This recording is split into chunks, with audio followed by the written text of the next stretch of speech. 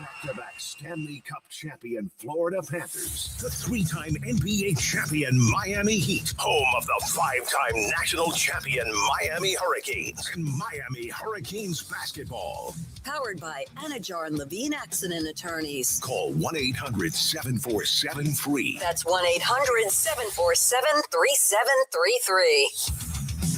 This update is brought to you by Doral Kia. You always pay less than the price at Doral Kia. Visit us at Doral Kia or at DoralKia.com. Starting with the Panthers, who will return from the Olympic break tonight when they host Toronto. The puck drops at 7 from Amerant Bank Arena, and the game can be heard on 560 AM.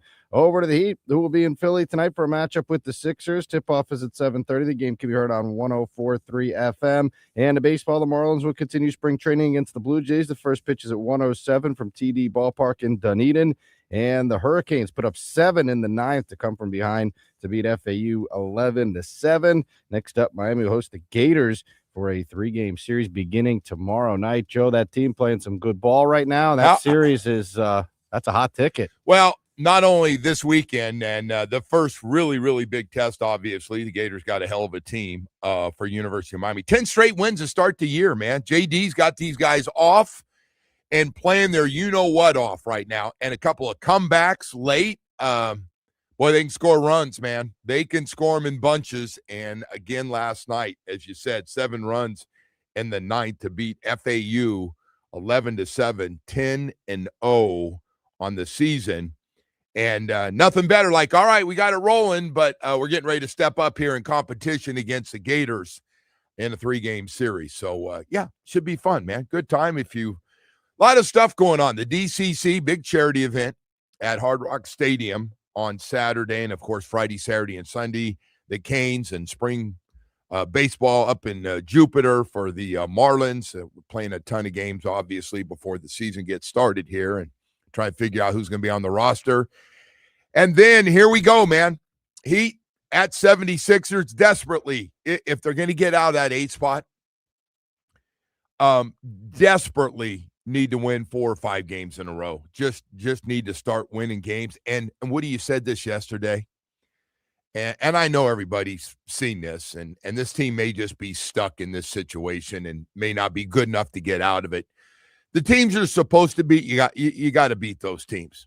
Now I know they got some great wins too. They've beaten the Knicks a couple of times. They got a nice win against OKC, and it doesn't matter who's in or out of the lineup. If you can win those games, those are big plus to what you're trying to, but you got to beat the bad teams. Hell, some of those friggin' teams, that Utah loss was horrible considering before the league cracked down on them and told them they had to start playing players and couldn't rest them so they could basically tank is what they were doing. You got to win those games. And Panthers, another team, 25 games left, 8 points back, 6 teams in between to jump. We had Coach on yesterday, and they just got to come back and come off the high or low, whether you played for Canada or United States, Matthew Tkachuk. And we just got to start playing and winning one at a time, starting with Toronto tonight. You've got, and they desperately need to win 4 or 5 and turn that 8 points back into all of a sudden, and hope some teams, the other teams ahead of them, cool off a little bit here. And make a run and see. They just, by the way, that thing's a little different than the Heat. Heat don't want to get stuck in an 8 spot. I don't think anybody thinks they're going to do any damage if they're sitting there at 8. And I know 1 year with Jimmy what they did. It was a nice run. It was great. The story was fantastic. But the Panthers, a little different deal. Now, Tampa Bay is just playing their ass off. Got another win last night, and they look like they're rolling really well right now. But man, Panthers, confidence of what they've done over the last 3 years, if they're healthy enough and they can somehow get that 8 spot, get on a roll. And by the way, this Barkov thing, it doesn't take a genius to figure it out, because people are starting to talk about Barkov getting closer to coming back. If they're not in this thing and they don't get back in, Barkov's not going to play. Be no reason to have Barkov come back and play if you're out of it. Now, they get back in this thing, and the doctors sign off on it, and you would have him. There's no doubt in my mind talking about basically 2 months or almost 2 months left in the season that Barkov would play and be back. And, oh, my God, what that would do for this team to have him back in the lineup to open up the playoffs if that did happen from the 8th spot. But before we get there, there is a lot, and I mean a lot of work to do. All right, so yesterday, if you've been watching what's going on, the quarterback story is big, even not here in South Florida, not just with the Jets, not just with Arizona, not with just Pittsburgh. There's a lot of people talking about this quarterback situation, and yesterday they hit the Kyler Murray and Tua Tagovailoa. Most of those guys yesterday at the Combine believe they're both going to get released, that it's not they're both going to be out there in the open market. Kirk Cousins has already been told by Atlanta they're letting him go, so he's going to be out there. There's a couple guys you can trade for. Mac Jones' name's being thrown around, and you got a draft of, everybody knows this, besides Mendoza. The hottest name, I just tell you right now, we're months away from the draft. The draft is still a ways away. Ty Simpson is going to be the story of this draft. Not the pass rushers. A lot of stuff on Ruben Bain yesterday. It was awesome, both locally. A lot of local sports guys were up there. It was great to see him as one of the top guys coming out in this draft, and seeing him getting a lot of publicity yesterday and a lot of exposure. He is such a great kid, just such a good guy, great parents, and you wish that guy really well coming out of Central High School in Miami, and just a stud, just an absolute stud, and put together 3 years, and talking about the short arms. And he goes, I didn't even hear about this stuff till recently, and now, just look at my work and the whole deal. But the story's going to be about Ty Simpson, his 15 starts at Alabama, and the second quarterback, and everybody is all over the board that I talked to yesterday on Ty Simpson. Now, there are a couple guys really like him. Oh, my God, Joe. If he had 30 starts right now, there would be no question. If he came back to school one more year, he said, now, some of the guys I was talking to that follow quarterbacks, and they're saying, but everybody's all over the board right now on him. How high do you take him? He had some bad games, had some great games. He's a Bama quarterback, which doesn't necessarily mean success overall. A lot of Alabama quarterbacks have struggled, even though there's a few of them in the league right now. So that's going to be his workouts, and, but he doesn't have a lot of experience no matter what. He got 15 starts. Ask the Gators about 15 starts, quarterbacks. They had one. Went to the Colts a couple years ago. Should have stayed in college and got some more starts. But, again, you're a high pick. Ty Simpson said, hey, man, you're going to be a first-round pick. He goes, I'm coming out. I don't care about the starts. I'm going to go for it. So that's going to be and because he plays quarterback and there's a shortage of them, I'm really curious. I heard something else yesterday, Woody, I got to share with you, man. Do you see the price they're talking about at the Combine on Malik Willis now? Don't think this is just a Dolphin thing. They're talking about $30 million a year. You give him $30 million a year, won't be a one-year deal, but if somebody gives Malik Willis basically a 3-year, $30 million deal, I don't know how much will be guaranteed, but more than half. If you do that because of this shortage of quarterbacks,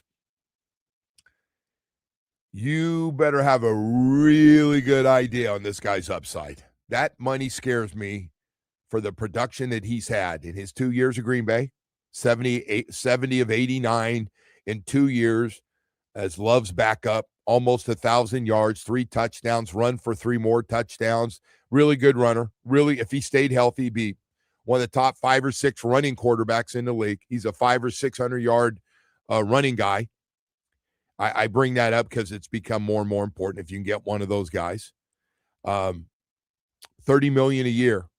To me, if that is the price and Arizona pays that, or somebody else thinks he's the guy, I just can't see the Dolphins paying that kind of money. There's just no way. And I'm going to tell you why. The old dead money record is getting ready to be set. Some really good articles out this Miami Dolphin team to clean this thing up on what the previous, trying to be nice about this, previous front office did to this team. By the way, I don't blame one player. I don't blame one player. If somebody's going to give me and I pout a little bit and jump up and down and whine like a spoiled little 3-year-old, and I get and you give them the money, that's not their fault. They did it right. Whatever their agents did, whatever the players did to get the money, and those sitting out drills during camp, and everybody knows the routine. We've seen it now. And we are paying everybody. If they look like they're having a bad day, we paid them. And now we are about ready to set a dead money record. No single player in NFL history has ever accounted for so much dead money than this Tua contract. Apparently not even Russell Wilson, just so I know what you're thinking if you're following this. $99 million of dead money. Whew. The Fins team could be eating $200 million to dismantle this roster. Obviously, Tyreek. You start looking at Chubb. The money of these guys you got to get rid of. There's a cap hit to be taken off these extensions. And I'm not some math genius, and I'm not just telling you in general that's how it breaks down. And again, it's no fault of Tua. I would have taken the money. Woody would have taken the money. We would have taken that money when they said, all right, we're giving you whatever it was, $220 million, and most of it, not all of it, but a lot of it was guaranteed. Take it every day. But just to go back and tell you, your hands are tied because it's time to pay your debt off and put a real focus on the draft. And I don't know which quarterbacks you can get.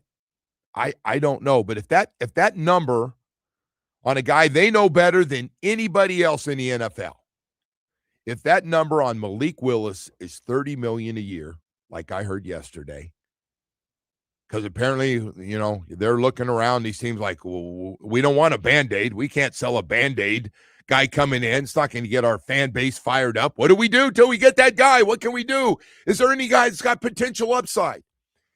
And I agree that Malik Willis might be the one guy that someday might be a franchise quarterback. You might going, hey, man, we got our guy. So, look at, wait, let me just get your take straight here. So you would not pay this? It's too expensive. $30 million? $30 million? Oh my goodness. I don't want to hear from you in 2 years that this guy ends up being great, and these guys are like, well, we liked him, but we couldn't afford him. I'm afraid that might be it, Woody. Yeah, that could end up happening, but I just, that's one of those like, okay. No. The guy's out there to be gotten. Oh. If these guys think he's the guy, does it really matter what it costs? But Woody, it does now. No, See, it doesn't. No, Woody, listen, stop being a dummy here. We got to do the make-believe world, and they will figure it out. They'll figure it out. That's the line we've been using the last 5 or 6 years. Mm-hmm. And by the way, I was guilty of it too. I used to fight with Big O about this. Like, hey, if they want to get somebody, is right. They'll figure it out. Is right. No, they won't figure out. Look what we did. Oh, that guy, just pay him. Yeah, you gave out a lot of bad contracts to players that didn't deserve them. But Joe, this is different. If this guy is the guy, I have no idea what these guys think of him. So do you? No, I have no idea. Outside of what they've said publicly, I don't know what they think. But I got to tell you, they could be behind the scenes right now saying this guy stinks. I could. No, you're right. I think the funny part of this is that they're damned if they do and damned if they don't. Because if he ends up being a starting quarterback, he ends up being really good, term, and we these guys pass will look on terrible. him. They'll end up getting fired. They're going to go. So we got to ask you too. You saw him every day, and you guys decided to pass on him, and now because of money, and now he's turned into a top 10 quarterback. But he'll be the first person to crush the organization if that happens, though. So you can't have it both ways here. No. I'm a little different this time around. Okay. No. For the first time, I realize every time somebody screams or cries or has their agent come out and say something, you can't give money. This isn't Tyreek Hill late in his career. You're extending. this is a starting quarterback who's early in his career. You want 5 or 6 guys? You want to go through the whole list? I don't care. And none of it matters to me. Like, I know if you this don't is care. the guy. Well, you're a dumbass for thinking it doesn't matter. You're being stupid. If those Green Bay guys go to Stephen Ross, they say this is the guy. This is your franchise quarterback, and they go, well, no, it's too expensive. Yeah, that would be very disappointing to find that out. Don't you think, for people that spend money to go to those games? I have trouble believing that anybody, and they're having these conversations that you're talking about, I have trouble believing that anybody is going to put their reputation and their job potentially on the line to say, I'm going to stand up here right now and tell you Malik Willis is a potential franchise quarterback from the work that you've seen over the first 4 or 5 years. He can be in the right situation. And then Malik's got to decide this. I was thinking about all these different scenarios last night. So Malik and his agent do they take the money and go to a bad team? He's done that. He was drafted to a really bad team in Tennessee. So does he go there in that situation, take the money and go struggle, but you got your money. You got your money. Or do you go and take less and go to a better situation? By the way, not that we're the better situation right now. Let's not lead you down that direction. But do you go? Is there some kind of loyalty to the Green Bay guys that are here now? It's going to be. Woody, I tell you what, it was just all this stuff came in yesterday, and I was like, this is going to really be fun to sit back and watch. First of all, we're going to find out how the GM and head coach feel about him. Second of all, we're going to see the money that Malik Willis does end up getting if he indeed is the top quarterback of this whole group. Guys you can trade for, guys that are veterans that are sitting around there that have been basically backups now for the last 4 or 5 or 6 years of their career. You know who I'm talking about. 2 of them were 1 and 2 picks in a draft not too many years ago. Now, well, I shouldn't say that. Now in their early 30s. But everybody's looking, man. Nobody wants to just bring in a guy that's a Band-Aid. They are looking for somebody who can come in and win some games. And by the way, help everybody else around them get better as well. And then on top of that, we got a draft coming out here this year where the quarterback position is just not very good right now. Now, maybe some guys can develop down the road and be a chance to get some starts and be the guy. But this draft class early on, from all the guys that do this for a living, are saying, yeah, it's not very good. It's not. Matter of fact, a lot of the good ones we thought were coming out all went back to college. Anyway, Woody, we got to go to break here, man. We got. You've upset me this morning. You've disappointed me this morning. Not disappointed you. You have disappointed me. You've gone full coward on me here with this money situation. You don't want to hear about the $200 million. I don't hear about any of money. It. I don't want to hear about any of it because I don't want to hear in 2 years that this guy's a starter and we didn't want to pay because it was a little too expensive. Woody, what are you missing that I'm saying that you are dead cap hell? Figure it out. You're in. That's why they pay these guys a lot of money. You'll figure it out. How they figure out something they come into? You figure out, hey, you got all this debt on your house, and you're going to come in and go figure it out. Yeah, sure. Really? Yeah. Okay. Well, I'll tell you what. Really spoken from a guy that really just get it done. Yeah, just get it done. Just get it done, and like Nike, just do it. Just do it. Yeah. All right, just do it. All right. Hey, we're going to break here. We got a lot of stuff to get to here this morning before everybody gets all jacked up, and just a lot of interesting stuff out there from yesterday at the Combine in Indy. And we'll talk a little bit about those guys when we come back, as could be a fun draft, especially that first night for the University of Miami. We haven't said that in a long time. Hey, I tell you what we do say every day, and that's your South Florida Chevy deal has got some great-looking cars, trucks, and SUVs, man. I got to tell you, speaking of SUVs, love my Tahoe. I love the space for it. Can't beat it. Just sitting there, and I'm an empty nester, man. And that Tahoe is still a lot of fun. My wife goes, do you really need this thing this big? Have you thought about going? You're in love with a Traverse. Why are you not in a Traverse? She got a good point there. I may be switching to that Traverse because you can't go wrong there either. And for the big family, the Suburban, the Tahoe, the Equinox, I can go through the whole family of SUVs, but I got to tell you, Let me introduce you to the A-lister of the SUVs right now, the 2026 Chevy Blazer, a perfect mix of capability, comfort, and confidence. Boy, what a great look. Stylish. Oh, my gosh. And not just that, but this midsize SUV is spacious enough to accommodate the big family, yet doesn't compromise any of the style. Hey, if you haven't seen the 2026 Chevy Blazer, it's got everything you could ever want. So, hey, whatever it's a car, truck, or SUV, you haven't been by your South Florida Chevy dealers, and you're starting to look around for something new right now, boy, stop by. We got 14 dealerships throughout South Florida. Take a test drive, visit, and fall in love with a great deal from your South Florida Chevy dealers. Today's topics are sponsored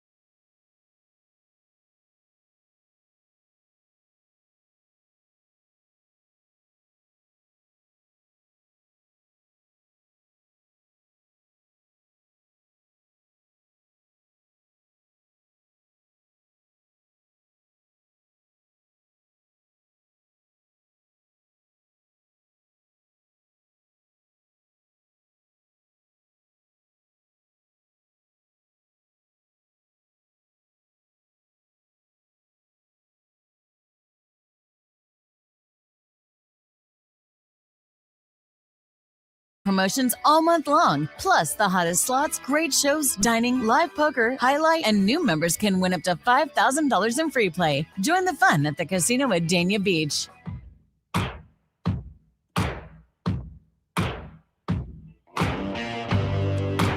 All right, welcome back, and good morning to everybody out there. Got a lot of stuff going on here, man, in town. Tell you what, it's a lot of good news. I saw Miami Freedom Park Stadium is just about done. Jorge and Jose Moss had a press conference talking about April 4th. They're going to open up Miami Freedom Park Stadium. How about that, Woody? We drove by it the other day. I mean, it looks close. April seems ambitious, but it does look close. Well, they got a game. They got a team coming in town to play there. Yeah, they're going, are you sure? Yeah. Mr. Moss, are you sure about that day? Yeah, no, we'll have seats, and there may be a few things that kind of work out in between, but. Which arena was it that opened and, like, people had tickets, but they were, like, the seats didn't exist? Do you remember that? No. I don't know if it was maybe the new Heat Arena when it opened and, like, people were just, like, they had the tickets for, like, a specific seat, but the seat wasn't there. I'm guessing it, like, there'll be some things they're working on in between, but work out the kinks. Yeah. Hey, man, it's great. Look at it. Looks, by the way, it looks very cool. So these guys, hey, I give those guys a lot of credit. Some people may not, but they got messy, and I thought, yeah, right, he's coming. They got an MLS championship. They got a new stadium, and they're doing it at the same time as the World Cup matches are coming to South Florida. Pretty good. Pretty good timing. More than the Marlins now. The what? The soccer team's worth more than the baseball team now. Yeah, I know. That's kind of crazy. That is crazy. When I told you that, you didn't believe that, did you? I didn't know that soccer would. I thought it'd be close, but it's kind of crazy. Playing at Lockhart, I didn't. Yeah. And then but they get their own place now. And oh, listen, the one guy. The Marlins thing is their own doing, though. I mean, that could be worth a whole heck of a lot more, obviously. But the Marlins thing has got a lot of parts to it. Everybody's got an opinion on what happened going back to the former owner and his stepkid and the whole thing, or whatever the hell he was. I get confused. Samson? David Samson, yeah. He's like a podcaster now or a radio guy or something. No. Listen, he's got strong opinion. He was made for the business. There's no question. Yeah. But I'm guessing he realizes, along with Jeffrey Loria, how disliked they were. I mean, like, they're right up there with Castro. I mean, it was bad. I don't know that he realizes that, to be quite honest. He seems, but it's hard for me after fine. All these years to go on for people that still blame them. Well, they're long gone, man. They're long gone, right? It's like, okay, man, move on if that's keeping you away from the ballpark. Now, they got other problems. They don't spend money like the Dodgers. No, they were competitive last year, though. No, they're almost 500 team. Yeah, they were competitive. By the way, that's what he did, and all their good players got hurt, and they bring up more guys, and they were good. I mean, Stowers, who was playing great, to right after the All-Star game gets hurt and misses 40-something games. But it is understandable when your ceiling is 500. Yeah. And, like, you go, oh, my, they went to 500. Like, no, what an accomplishment. There's that's not, there's a lot of teams, including two in New York, that aren't talking about just getting to 500. Getting to 500. Yeah. That'd be disappointment for the Yankees and Mets, you think? Yes. But I'm curious to see our division. I'm curious to see what is going to happen. But listen, the team again, it's a lot of young prospects. They've got some guys now they know can play off what we saw last year coming back, and then everybody's watching Sandy Alcantara to see if he pitches well. Are they they're gonna trade him? I mean, they didn't trade him last year because he wasn't pitching, and he started pitching great at the end of the year, and finally coming off that Tommy John surgery was able to pitch much better. I just, it's a weird one. Yeah. But getting back to your point, yeah, the Inter Miami franchise is worth as much or more than the Marlins right now on those Forbes list, which is a crazy one. Well, they also have a recognizable star which the Marlins do not. Oh, no, he generates, listen, that guy alone and everything around him generates money. Yes. A lot of jerseys. They don't have a TV contract. Who, the Marlins? They don't have a local TV contract. Yeah, aren't they streaming or so? They're going to put the games online or something? I don't know. I think you're okay with your cable service. I am. I still haven't checked. I have no idea, to be honest, but I think I saw that somewhere. I would just wait till opening day, and if you don't have the game, then you don't have the game. What's that mean? Just wait till opening day and see if you get it. Yeah, that's what I'm going to do. Yeah. And if you don't get it, then we'll have to make. We'll figure it out. We'll have to make some adjustments. You'll have to subscribe to your 100 streaming service. It, by the way, never stops. I know you when you were gone, I was complaining about this. There's something called ESPN Unlimited now. Have you heard of that? Yes. So ESPN Unlimited is an additional $30 per month, and you need that if you want to watch their new wrestling stuff. Oh, I didn't know that. Yeah, but I saw they were putting together Hulu, Disney, and ESPN. Yeah, they're all owned by the same. And you can save money if you get them all together. And the bundle. But yeah, $30 a month for ESPN Unlimited, and that's the new. I called it before the bunch, but the bundle, yeah. Yeah. Oh, we used to remember the cable was simpler times, man, when everything was just there. Hey, and then you're watching it. I was with my dad, and he goes, "Well, this looks good." And I go, $29.99. You want to put that? And he goes, "Well, what?" He goes, "No, I thought I'm paying for it." I go, No. Mm-hmm. Some of it's free, but a lot of it on these movies, when you click it, you see you got to pay. So let me let you want something new to watch, enjoy it, but welcome to the movies, man. You got to pay. And then they really stick it to you on some of those where they charge you like half price, but you got to get commercials. Yes. In the middle, or you can pay double, but if you don't want commercials, you want that 2.5 minute break. Yeah. What a time. Different time, Woody. You decide how big a sports fan you really want to be. We got people listening right now that have, I'm guessing, the Major League Baseball package, the hockey. I mean, you can watch them all. Just click and all your favorite games if you're a huge fan, and watch them. Watch them all. Something for everybody. That NFL package is expensive, right? And that thing's. Well, you talking about Sunday Ticket? Yeah. Sunday Ticket's always been very expensive, but just to watch the games, like you can't just have Sunday Ticket. You need Netflix. You need Paramount. You need Amazon. You need all these different Amazon things. Prime. Amazon Prime. Yeah, that's not free on Thursday nights. No, I mean you need a lot of stuff to watch the games these days. You need NFL Network. Yeah. So you can I had that NFL Plus, I think it was called, that had NFL Network and Red Zone. You got to pay for that. I have that. Because you need Red Zone. Yep. It's exhausting. Yeah. Really. It's a different time, man. It is a crazy time. By the way, we come back. So Mel Kiper, guy had started this whole business. God bless him, man. I can't rip Mel Kiper.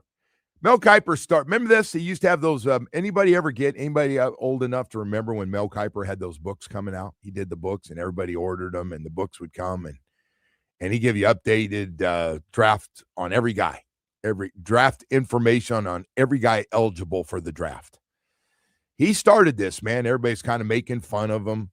And he made you put a mock draft up, people look to see where your favorite college guys are going or what your team might do, one side of it or the other.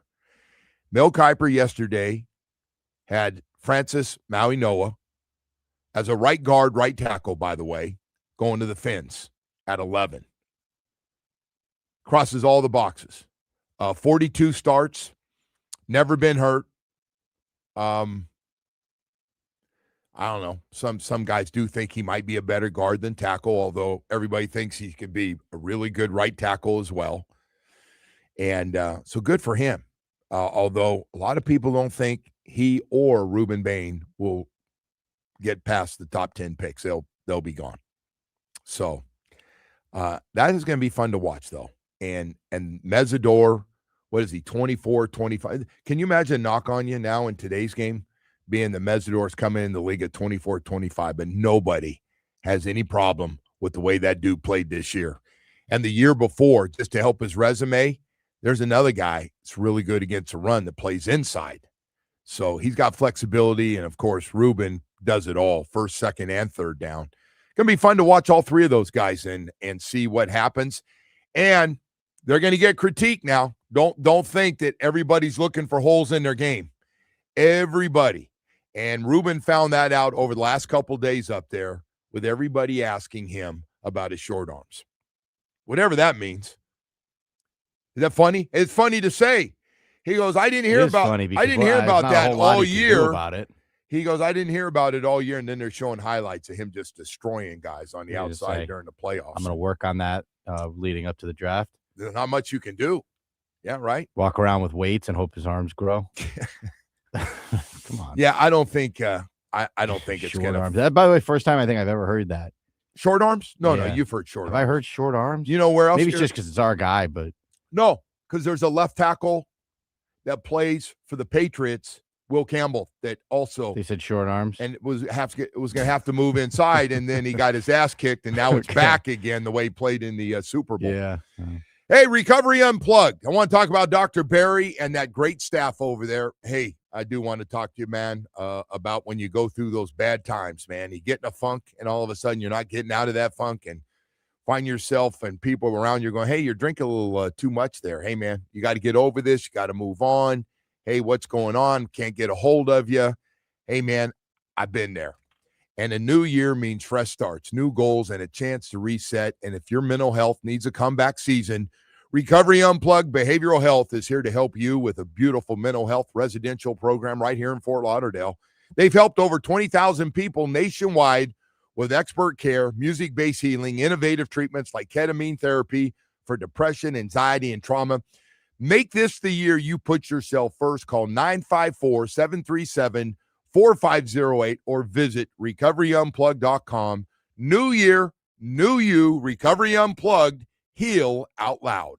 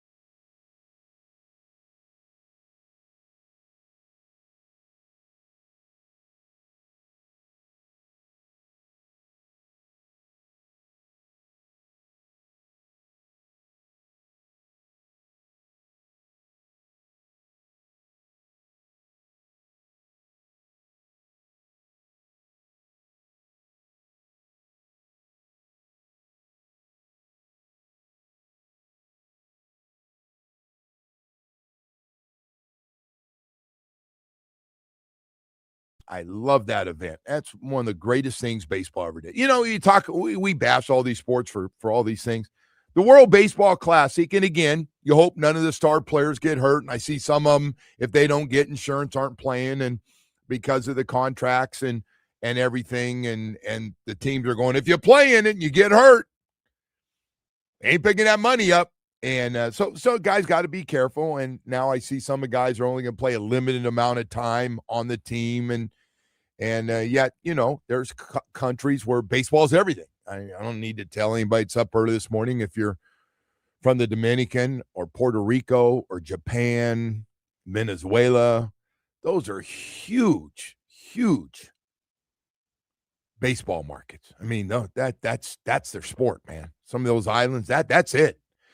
So we got it coming, man. And March 6th through the 17th, Lone Depot Park, always fun. Especially you get Venezuelan, Dominican playing against each other. They're both going to be there, and Israel's going to be playing, and Netherlands. So I got some teams coming here, and that will make it fun. And a lot of major leaguers and probably some minor leaguers will be playing in those games. But it's always great. And then we got the Miami Open. Woody, selfishly, that Miami Open is right around the corner. What, March 15th or 16th it starts up? You have that, and then I got F1 coming right after F1 is right after. Oh, no, they got it rocking. And then before you know it, the World Cup's going to be high. What's that World Cup going to be like, those 7 games, Woody? Brazil's going to be here. It'll be popular. Crazy.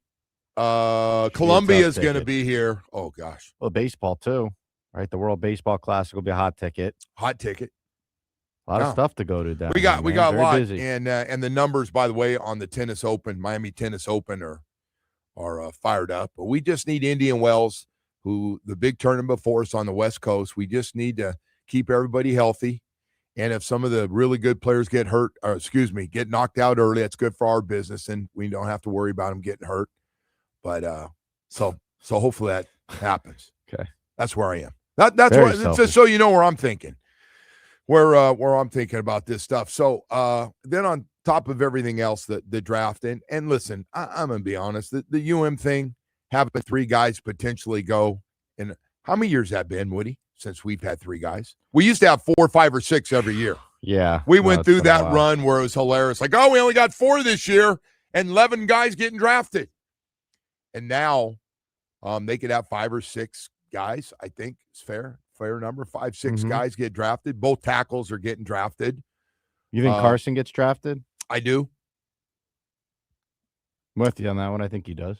I think a lot of the quarterbacks will be looking at 6th and 7th round, though. Maybe 5, but mostly 6th and 7th. Isn't he kind of similar to Quinn? Right. Yeah, that's interesting. Draft stock, I guess. That's an interesting one. Kind of similar. Yeah, maybe. Hey, yeah. Carson clearly helped his draft stock through the playoff too, right?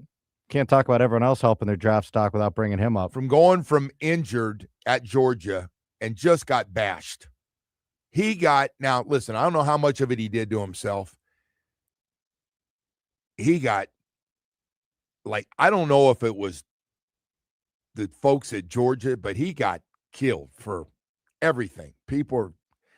I thought he did a great job of, first of all, he's durable.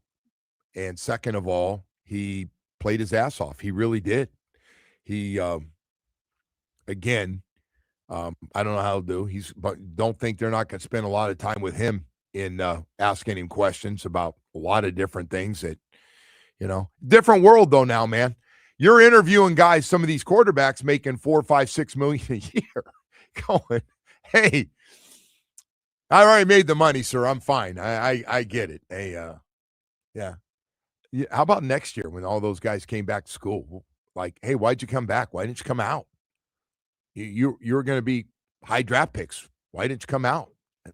Speaking of Carson Beck, by the way, I don't know if did you get a chance to hear Mario's open mic night at the Improv? No. He threw a little Carson Beck. You want me to play this for you? I know. Yeah. I don't think you've even heard this yet. No, do you want Kirby first? Yeah, play Kirby. I've known Kirby Smart a long time. He was we're here with Nick Saban, part of the Dolphins coaching staff. Go ahead. Well, first of all, he was an incredible family, and he was a joy to recruit. We had a great time, had a great relationship. They're a fun-loving. Just being back with them tonight, I hadn't got a chance to talk to them in a while, and they were going back and forth about the 50th birthday party he got and the 50th birthday party she got, and it wasn't quite the same. Mama wins out when it comes to that. But we probably sponsored that trip with all the NIL money we spent, so I promise you that's a good, safe bet. But that's all right. They deserve it. Mario's right behind him, and if it had been up to him, he would have paid a lot more NIL money. It came down to us, too, so I don't like you being real close to Mario right now. You know what I'm saying? He's still got another year left. Gotta be careful around Mario. Sometimes he'll take your players, if you know what I mean. But no, I'm just kidding. It's all right. I was talking to Mario earlier, and he came up to me and he gave me a Lane Kiffin joke. And he and Lane are very similar in a lot of ways. They're like best friends. And he came up to me. He's like, "You ought to start getting on some protein shakes. You've had too many carbs." And I said, "Well, you probably ought to spend some time with Steve Spurrier because he won more conference championships at Duke than you have in Miami." So Coach Spurrier and him got to visit some. I don't know why you're over here laughing too now. Coach Summerall, I got to ask you a question. Come out. Wow. Kirby's he was on a roll there. He was. All right. So here's you want Mario's response? Yeah. I got to hear that. I think the rules allow you to have time to rebut. So I didn't know this was like this, but I'm glad it is. I tell you what, the first thing is it's a great piece right there to watch what a player like Carson Beck could do with great coaching. You know what I mean?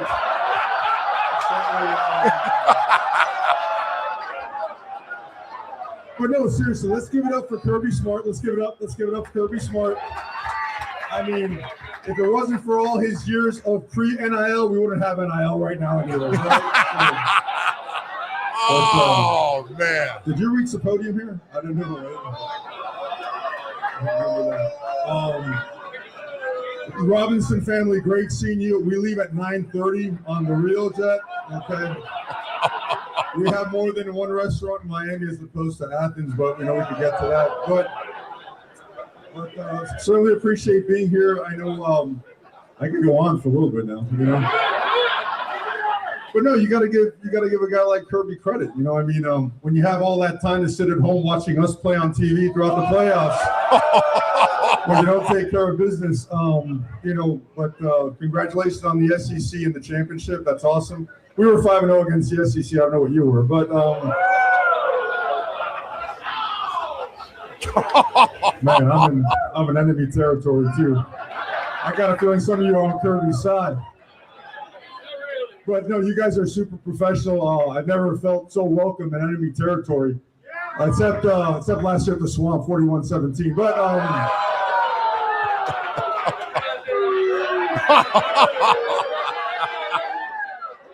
that was meant for that guy. They got a Georgia guy. Can we all say screw Georgia? Screw Georgia. There we go. All right.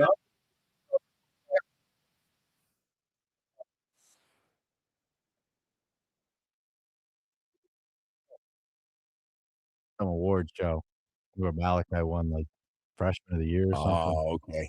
Wow, that was something. I was at the Improv down the street. We played that, you know, I guess on Monday or whatever. And I was wondering, if you thought Mario just kind of let that rip, or you think that was prepared? Because it was very well thought out. It was very good. It sounded like they both knew they were going to get up there and go after it pretty good. Can't get in trouble. No. And that was all in good fun. It was in good fun, but there's a lot of truth to stuff that was said. Like, like Kirby is giving money out before the NIL, huh? No. But the Carson Beck thing's got to sting. I got to give Kirby credit. He threw some stuff out there, which I've never seen that side of him. He's usually pretty lipped up. He takes little jabs from time to time. Hey, man, you coach in that conference. That's cutthroat conference. Mm-hmm. That is competition. Even old Lane Kiffin got. Did he try to say Mario and Lane are good friends? Yes, he did. Yeah. Speaking of two guys, nope, like Lane Kiffin, by the way. I was trying to think who Lane's like really tight with, and I go, nah, I better just stay away from that. I don't know if plays real close to anybody. Hey, 7 o'clock hour's coming up here, man. That was very funny. Thanks for playing that for me, Woody.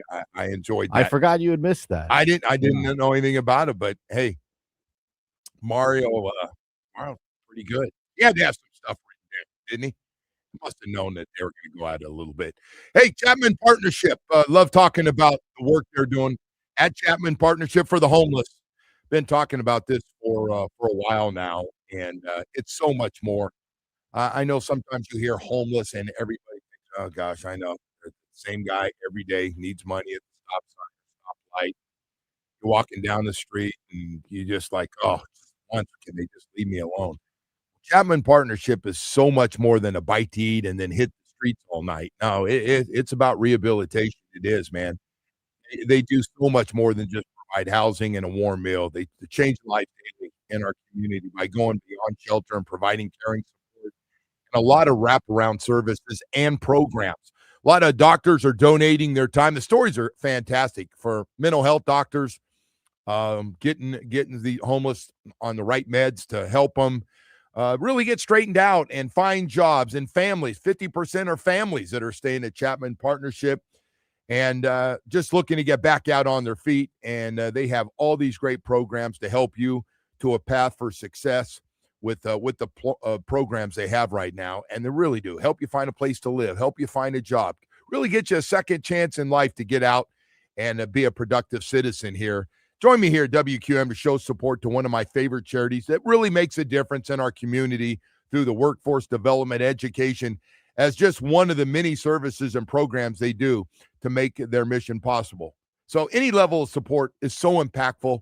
It's growing. The problem's not going away, but they're doing their part. Chapman Partnership really is 24 hours a day, just helping families, helping individuals overcoming their problems of being homeless. At Chapman here in 2026, go online to chapmanpartnership.org. That's chapmanpartnership.org. You can make a difference with Chapman Partnership. Thank you so much. WQ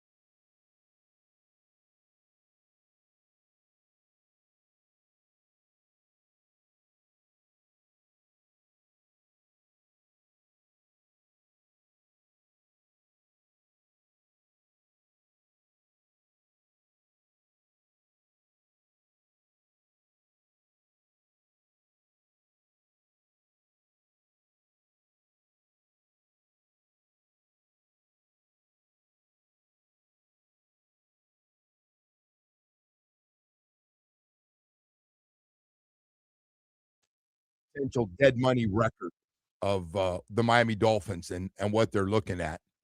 I saw this stuff yesterday. No single player in NFL history has ever accounted for so much dead money than Tua's contract if they release him, which is, I'm guessing, expected unless they can trade him, and everybody said trade him unless, you throw in draft picks and still pay most of the money is going to be really hard to do.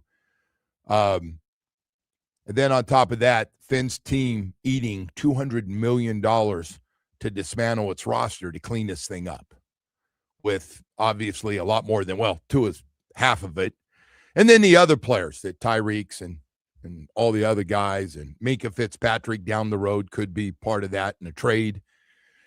So, and this goes back, and I'm going to let this go. I swear I'm trying really hard to let this go. The mess that we put our new general manager, and obviously the head coach, because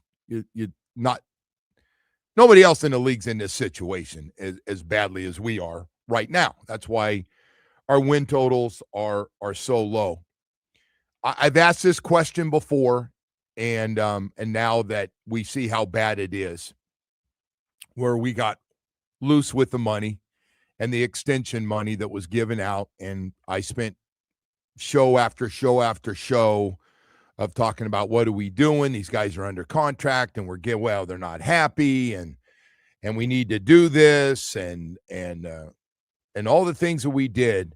And somebody had to keep calling Stephen Ross, because a lot of that money was paid up front, and he has to sign off as the owner. Most owners like to know. I'm guessing all of them like to know where their money's going when they have to write big signing bonus checks up front to spread it out on the cap a little bit. I just wonder. I do. I wish one guy in general could say something that's involved in it, and I would like to know. Brandon Shore. I would just like to know from Brandon Shore, like, when you saw this and it was going to put us in this situation, did you jump up and down and go, I don't feel real good about it? I'll do whatever because the GM's in charge. Chris is in charge. But it's going to put us in a really bad situation. It's going to put us in a real bad situation. Or did everybody just go, screw it, we'll deal with it when it happens? Well, it's happened. It's here. This was predicted by a lot of people when it happened, and we were in that, let's just go for it, trade away, bring in a guy. He wants more money. He had a good year last year. Give him more money. His contract's about up. He needs more guaranteed money. He's really good. And we did. We gave in to everybody. We spent money like there was no cap, and I listened to everybody tell me, you can get anybody you want. You can manipulate the salary cap. And then you realize you really can't, because at some point, the debt, you have to pay it off. And that's where we are. And we saw it last year a little bit. We went cheap on free agency, right? Let's not forget about that. Matter of fact, our number one guy played 3 plays in that. Number one guy, our right guard, played 3 plays, making $8 million a year. He just got released too. He's one of the guys out the door, which I think a lot of people agree that was a good move to do. But we're in this situation, and I just wonder, like, I get part of it is Chris, a really good guy. Nobody wants to say anything about him going out, but forget the Chris stuff. I get that he's a GM, and the nice guy signed off on everything, and okay, if this will help us, But was anybody looking out for what was best for the team and long term, not trying to one time go from the bottom to the top, which didn't work. Now we're talking, our new general manager is talking about the right way to do it. Build it through the draft and then go from there. Not give up draft picks and then miss on them, but do it this way. I just. There's a lot of smart guys with a lot of degrees and smart guys and supposed to be good at this and good at that and a lot of good people around them. But did anybody really look out? So this should have never happened. We should have never been in cap hell like this. Never. I know what people are going to say. Well, we didn't know Tua was going to be that bad after we gave him that contract. We really thought he was going to throw for a lot of yards for a lot of years. And I still remember, hey, a lot of people going, what are we giving him that money for? We don't need to. He's got a year left, and we can, if he is, we can still put the franchise tag on him. But we gave in. And then the next guy, we gave in. And the next guy, we gave in. Kind of quarterback and wide receiver, cornerback, defensive end. We just went, no, these are our guys. You're like, hey, but the cap number down the road is, it's going to be a lot of dead money. We're going to look like a cemetery pretty soon with the amount of dead we have. Seriously, going to look like a new cemetery. The Miami Dolphins cemetery. To put a beautiful cross on all of them. Man. Painting quite a picture this morning. Jeez, man. I just got to get this off my chest because I feel like some people got a little bit of a hall pass on this. That's all right. I just, anyway. Just I'm over it. On here. No, I'm not. And I said, You say you're over it? You're clearly far from I'm not over it, but I'm working on it. It just, Miami Dolphins should just never be in this situation. And so now it's 25 years of not making the playoffs, and it's going to take longer if we're to be really honest with each other. I don't know how long, how quickly these guys have nothing to lose and everything to gain. I'll say that because they came into a complete friggin' mess. And by the way, I said this, I've been saying this for months. One of your favorite players may get traded soon. It may not be over. Because now the other part of this is, what about all the guys that go, I don't want to be part of this thing? Nah. Please trade me. Please trade me. Anybody that's a contender, don't trade me to Arizona. Don't trade me to the Jets. Don't trade me to the Browns. But if you got a team that looks like they're a playoff team, I sure would like to go there. I think there's going to be some of that. Now, you have some guys that do like it here. I don't think that the two guys, your two best players on offense, Waddle or Achane, are going to be a problem. I think they want to stay here, I think. But obviously want somebody who can throw it to them and want to make sure he got an offensive line so he can run it. But, hey, man, thanks for letting me go through that. I just need to do it one last time. That was Woody, I swear. Woody at 7:14 on a Thursday with Kimbo Camper coming in. I just wanted to get that off my chest, and I feel better because we got a lot of good things going on. I do like the new guys. Well, he's going to be angrier than you, I assume, he's this not. morning, right? No. Is he doing okay? I don't know how he's doing. You don't know what you get from Bo when he comes in here. We'll poke him a little bit. See what No, maybe you shouldn't poke him too much. Yeah, but I think people enjoy that, don't You they? think they like the poking part? Hey, we got Elizabeth Jenkins going to join us, executive chair of the Dolphins Cancer Challenge, is going to join us coming up at 7:30. That's good. That's good news. The DCC, nothing bad about that, man. Absolutely nothing at all bad about the work they're doing for and raising so much money for Sylvester Comprehensive Cancer Center.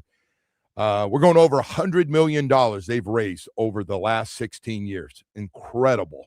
We'll talk to Liz about that a little bit coming up here. And Jay Lucas going to join us later, and Big Bo's going to be in here, the pride of Milpitas High School in Northern California. So we'll talk about all that. So, but I'm moving on from that thing. But I do I just, because somebody asked me yesterday, and I get it, man, Chris, and he's gone. You know, the nice guy's gone, and you know, you saw, and he's going to take most of the hit of this. This is going to have it's going to be on his resume. I'm guessing I don't know what his plans are for the future, but I'm guessing he's made enough money as a GM to live happily ever after. But I just had to get that off my chest, man. It made me feel better. Woody, ask me if I feel better. Ask me, please. Well, I know you don't. I know I feel better. I do. I feel better. Okay. I just can't believe when I see yesterday an article was sent to me by my friend George, and I hadn't seen it. Dead money record. No single player in NFL history has ever accounted for so much dead money. Like, why's it got to be us? Why couldn't it be Cleveland? Why couldn't it be the Jets? Why couldn't it be somebody else? Yeah. That's all. I'm sorry, man. Didn't mean Finn's team going to probably eat close to $200 million to dismantle its roster to clean this thing up. And we're on our way once we get Lefty's deal off the books. That guaranteed money. He wins, by the way. And I want to say this, too. I don't blame any player for getting all the money they can. He didn't put a gun. Can we say that on the air about putting a gun to something? He didn't put a gun to anybody's head. They go, pay me the damn money or you're gone. They paid him. They did it. You know, we say this every day, man. You can't let the kids run it. It's up to the grown-ups. Don't blame the kids. It's the grown-ups. It's the front office. They didn't say no to the ugly show. They didn't do it. Not the player's fault, man. Their job and their agent's job is to make as much money as they can and whatever it takes to do it. And once we started paying out extensions, we couldn't stop. It's like a bad addiction. Hot damn, I can't stop. You want some money too? We're giving it to everybody. I told you I'm done. That was it. Not going any further. We've got a lot of stuff to get to here this morning. One of my favorite people in the world, absolutely, Elizabeth Jenkins, going to join us coming up. We'll talk to her about the DCC on Saturday. Raising money, 8, 9, 10,000 people going to be out there. Friggin' concerts going to be going on. Jay Lucas, Hurricanes basketball head coach. Woody, they're saying it's not a slam dunk that they're in. I saw it yesterday. You told me they were a slam dunk in. They said it looks good. It looks very, very, very good. You saw that article on ESPN. They had I don't care what they slam. say. Okay. It looks really good, Okay. Joe. You're too It'd be close. very tough to keep them out at this point. I agree. What are they, 22 wins? Yeah. All right. They're getting in. Okay, you're too close to the situation, as you always tell me. Hey, we got to go to break here. We've got a lot more stuff to get to here. We'll have Elizabeth join us here and spend a little bit of time with her. And again, Jay Lucas, Kim Bocamper's on his way in, and we'll talk to Big Bo as well. But right now, cars, trucks, and SUVs. You're starting to look around for something new, a new look, huh? Well, stop by your South Florida Chevy dealers. I've been a Chevy guy now for 20-plus years. Matter of fact, specifically, I've been a Tahoe guy for the last 20 years. I just bought myself a 2026, and I love it, man. I love everything about it. I wish I had a few kids in the back seat occasionally now that I'm an empty nester. But I will tell you, it sure is nice to have something that's got all that room like that Tahoe and the Suburbans. And honestly, the whole SUV family is fantastic. Trucks, cars, that Corvette is just absolutely ridiculous.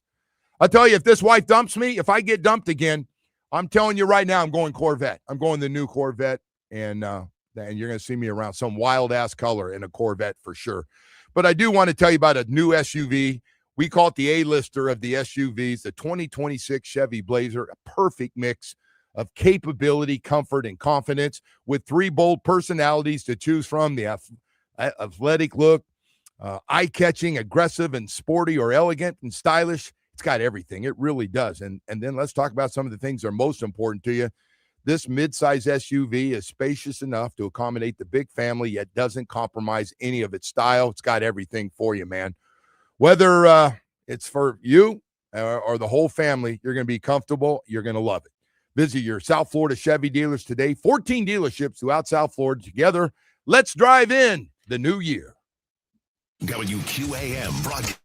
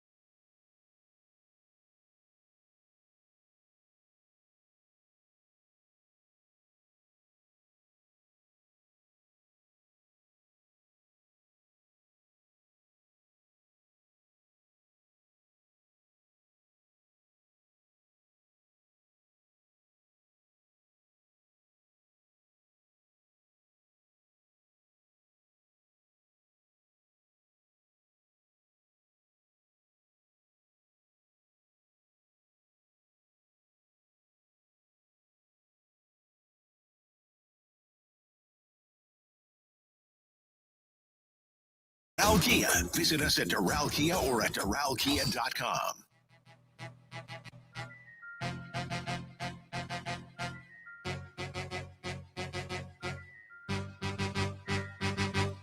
All right, welcome back, and good morning to everybody. Kim Bokamper is going to join us here in just a couple of seconds. Elizabeth Jenkins going to join us here in just a second, going to give us a call, and we're going to talk about the DCC big charity event, man, doing great work. Hard Rock Stadium, it has grown through the 16 years to now incredible amounts of money. I think they're going to do like $15 million this year. But we'll talk to Elizabeth about all that stuff coming up here. So it should be big fun for everybody going out. 8, 9, 10,000. Got a concert all set up out there as well. So the whole thing is going to be a lot of fun, and we'll talk to Elizabeth about all that stuff. Blues Traveler is going to be performing. We have to get some of that music. You got some of that music? I asked you last night if you'd heard from. Maybe we get a little bit of that in for. Kind of welcome Elizabeth into the show this morning once we get her on. Hey, thank you, Woody. I just told Bo that I had a little meltdown there, but I'm over it and I'm good. I don't know if that was a meltdown. No, it wasn't a meltdown. It was just like you've gotten a lot worse. No, I have, but I don't know why you're so fired up today, but everything's going to be fine, man. My friend George. I'm not going to say your last name, George. But he's a great guy. But when I saw that, I was just like, oh, man. Oh. I don't know, it's a business journal had it or something, but it was just, oh, really? Anyway, so we're waiting for Elizabeth. We'll call us here in just a second. We're going to talk about the DCC a little bit for Saturday. Kim Bokamper's with us right now. Number 58 from San Jose State, out of Milpitas High School. Kim Bokamper. You know, it's one of the greatest high schools in California. I was going to say. It's one of the greatest towns in What are you going to say too. at this point? I just spent 4 days in my town, which is a little bit like yours, probably a little rundown. I remember. You have been through my town. I remember going to your town, went to visit your dad, and one time we were coming back from a golf tournament up there, and we sent me the picture of the burger. Yeah, the burger joint. I know, going through. I know Joe had to be in this burger place. Lived in after Friday night after every football game. It's been a family mom and pop burger place. Yeah. One guy sells it, and the next guy comes in, and it just tastes a little different. We had the same exact thing, and when I first drove through it, I go, this is the same town as ours. Same Isn't thing. that funny? Same kind of people. Your main street was a little bigger, though. You know. Oh, really? Yeah. But see, so you got to go through mine to get up to Orville and Chico and all those. Yeah, so a lot of people, it's I've been there, Pleasant Valley and all those places. But and then I got other people going, man, what a rundown town. I go, yeah, it's a little rundown, man. No question about it. You know, the only thing about my town, Milpitas, is it became, you know. In the scope of things, when Silicon Valley's growing and a lot of people coming in, it became people bought these houses. My dad bought our house like in 1956 or whatever it is, for like $10,000, $11,000, right? Yes. And the house that I grew up in sold like 3 years ago for like $1.5 million, and people are buying it just so they don't have to commute. For a short commute to Silicon Valley, because right where Levi Stadium was for the Super Bowl, I was right. Like we used to ride my bike over there. No, it's but so all these crazy. tech people have moved in, and so it's not it's not the same thing. Anyway, well, I don't know how I got that. No. So I thought you were going to tell me the same thing, because we got a guest going to join us here in just a second. Here, you got a little of that music for me. This is Blues Traveler. Remember him, Bo? I do. Guy with all the harmonicas on his You vest. got it. And guess where they're going to be on Saturday? They're going to be in your backyard or what? No, right next to it, Hard Rock Stadium. Nice. Anybody going out to the DCC, man? Joining us right now, Elizabeth Jenkins, Executive Chair of the Dolphins Cancer Challenge. And Liz, always great having you. How you doing this morning? Good morning. How are you guys? We're good. You handing out free harmonicas, with Blues Traveler out there? I don't think harmonicas, but we're handing out lots of bibs and lots of medals for those people participating. I got to tell you, Elizabeth, on a serious note, it is unbelievable. First of all, I can't believe it. It's been 16 years. Bo and I remember like yesterday seeing Mad Dog when he was fighting cancer on that first bike going out, and here we are 16 years later, and there could be as many as 10,000 people. And you guys have now gone over 100. Is that right? Over $100 million over the last 16 years you've been able to raise? Yes, we have broken 100 million raised. It's a number that's mind baffling even for us who have been a part of it so closely.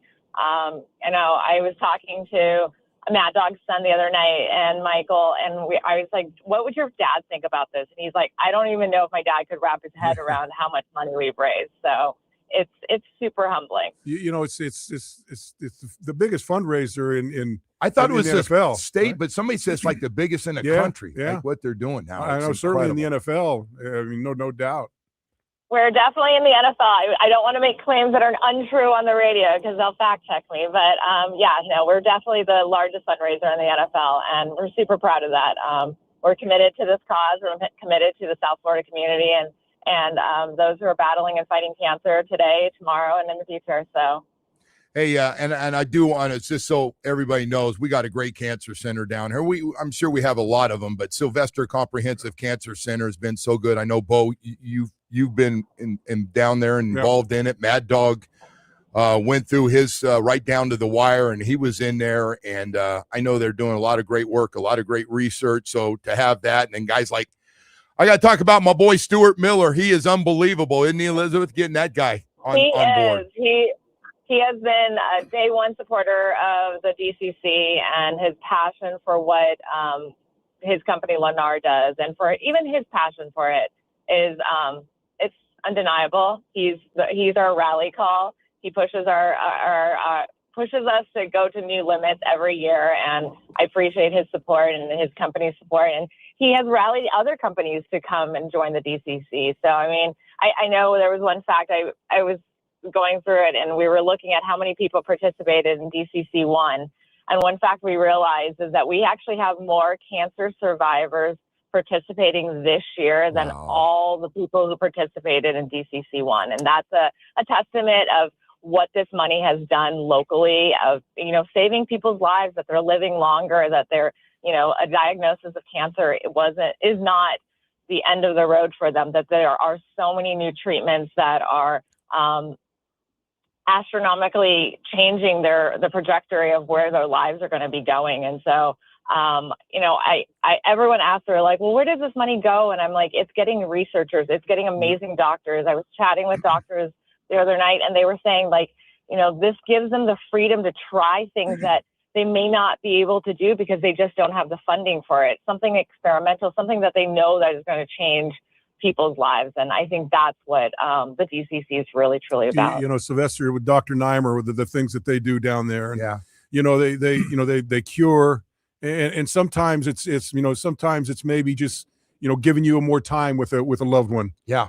Giving you more time with another Christmas, another birthday. Right. That's so special for everybody. And he's been the head of that Sylvester Cancer, and what a doctor, and what a human being he is. Bo, when you look at it, it's got something for everybody. And I know I'm just going to walk. I'm done. My cycling days are officially over, but they got to run. So they're not going to give you that electric bike again to ride. Bo, I got to tell you, everybody said, and I cheated the one year. I did. It didn't matter. I didn't know how to use it properly or something, because you can't just get, but you're right. You called me out. You had to call me out and ruin the whole friggin' deal. All right, I wasn't the only one. Marino and Duper had one too, right, if we're going to call guys out for being on those. Well, speaking of that, Duper, Mark Duper, to give you an example, Mark wrote in the DCC, and he got some discomfort on his seat. Turned out he had cancer. He did, and they were able to cure it. And if he hadn't ridden that bike, and we wouldn't have Super Dupe running around right now. Yeah. No, you're right. It's been great. Hey, Elizabeth. It's okay. You're walking about the 5K with 5,000 plus more people. So, the 5K is the place to be. It's where the party is. Hey, I got to tell you, this is it's fun. I was telling everybody goes, hey, we might go out. And I go, well, look it. we'd love to have everybody. If you just want to come out and see it, it's fan. I hope I'm not getting in trouble, Elizabeth, saying this, because it's such a great event. If you want to get a ticket to watch, to listen to music and have a cold one on your day out there, it's just, you're not in a hurry to leave. It's not like, all right, we're done now, we're going to leave. I mean, stay around, and it's a great day. I know a lot of players and former players are going to be out there that day as well. Yes, there are going to be lots. We have, the support from the organization, from our alumni, our current players. We have 2 current players, Malik Washington and Patrick Paul, who are on the board with us. And, they're all in. We have guys riding at every single level or walking. Coach might be coming out, which is great.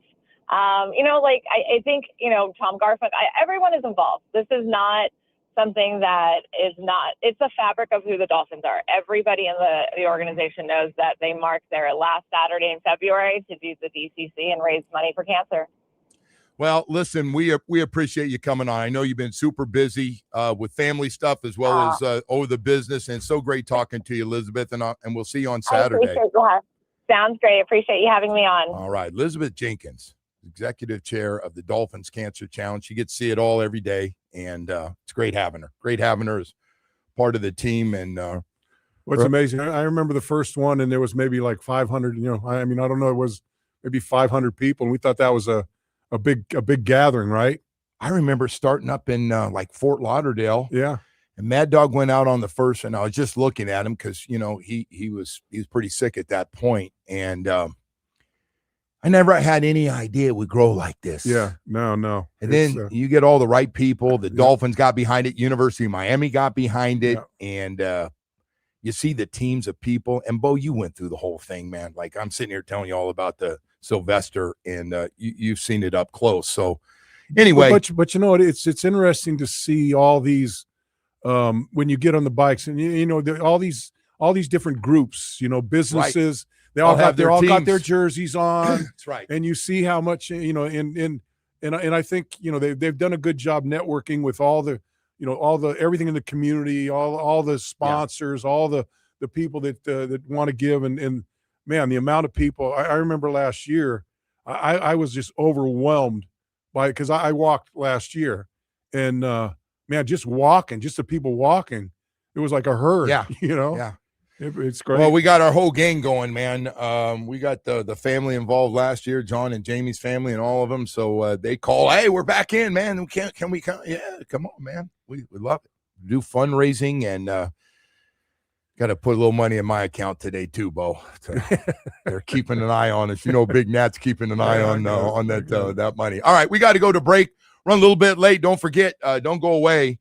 One of the great stories in college basketball is right here in South Florida. Jay Lucas, Hurricanes basketball head coach, going to join us at 8 o'clock. We'll be right back. Today's topics are sponsored.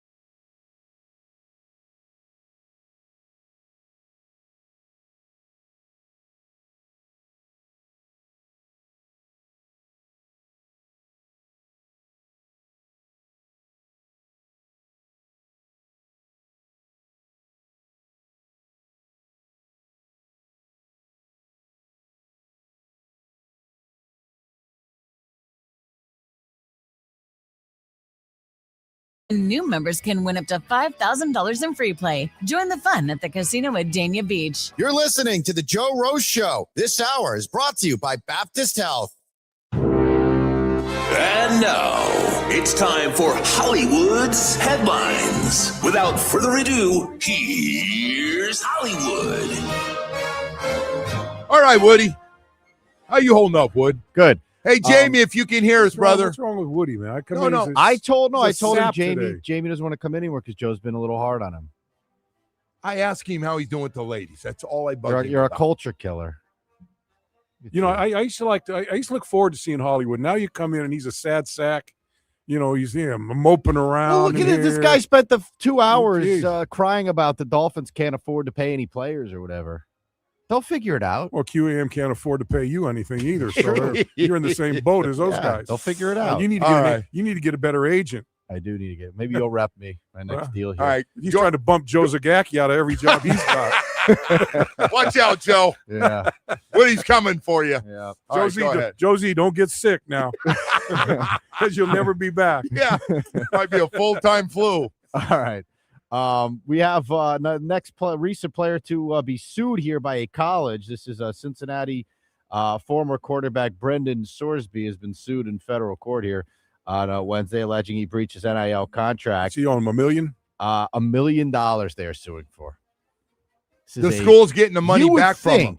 Now, you would think the bad publicity that this cost the school would not be worth suing over $1 million, but nonetheless, they have decided to. So let me see. So it's the same thing with the kid that's coming to Miami, right? The kid came from Duke, right?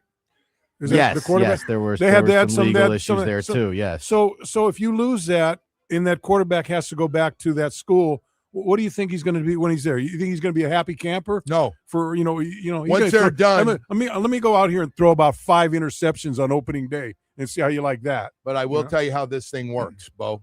So what they do in that situation is they're going, hey, he owes us money. Yeah.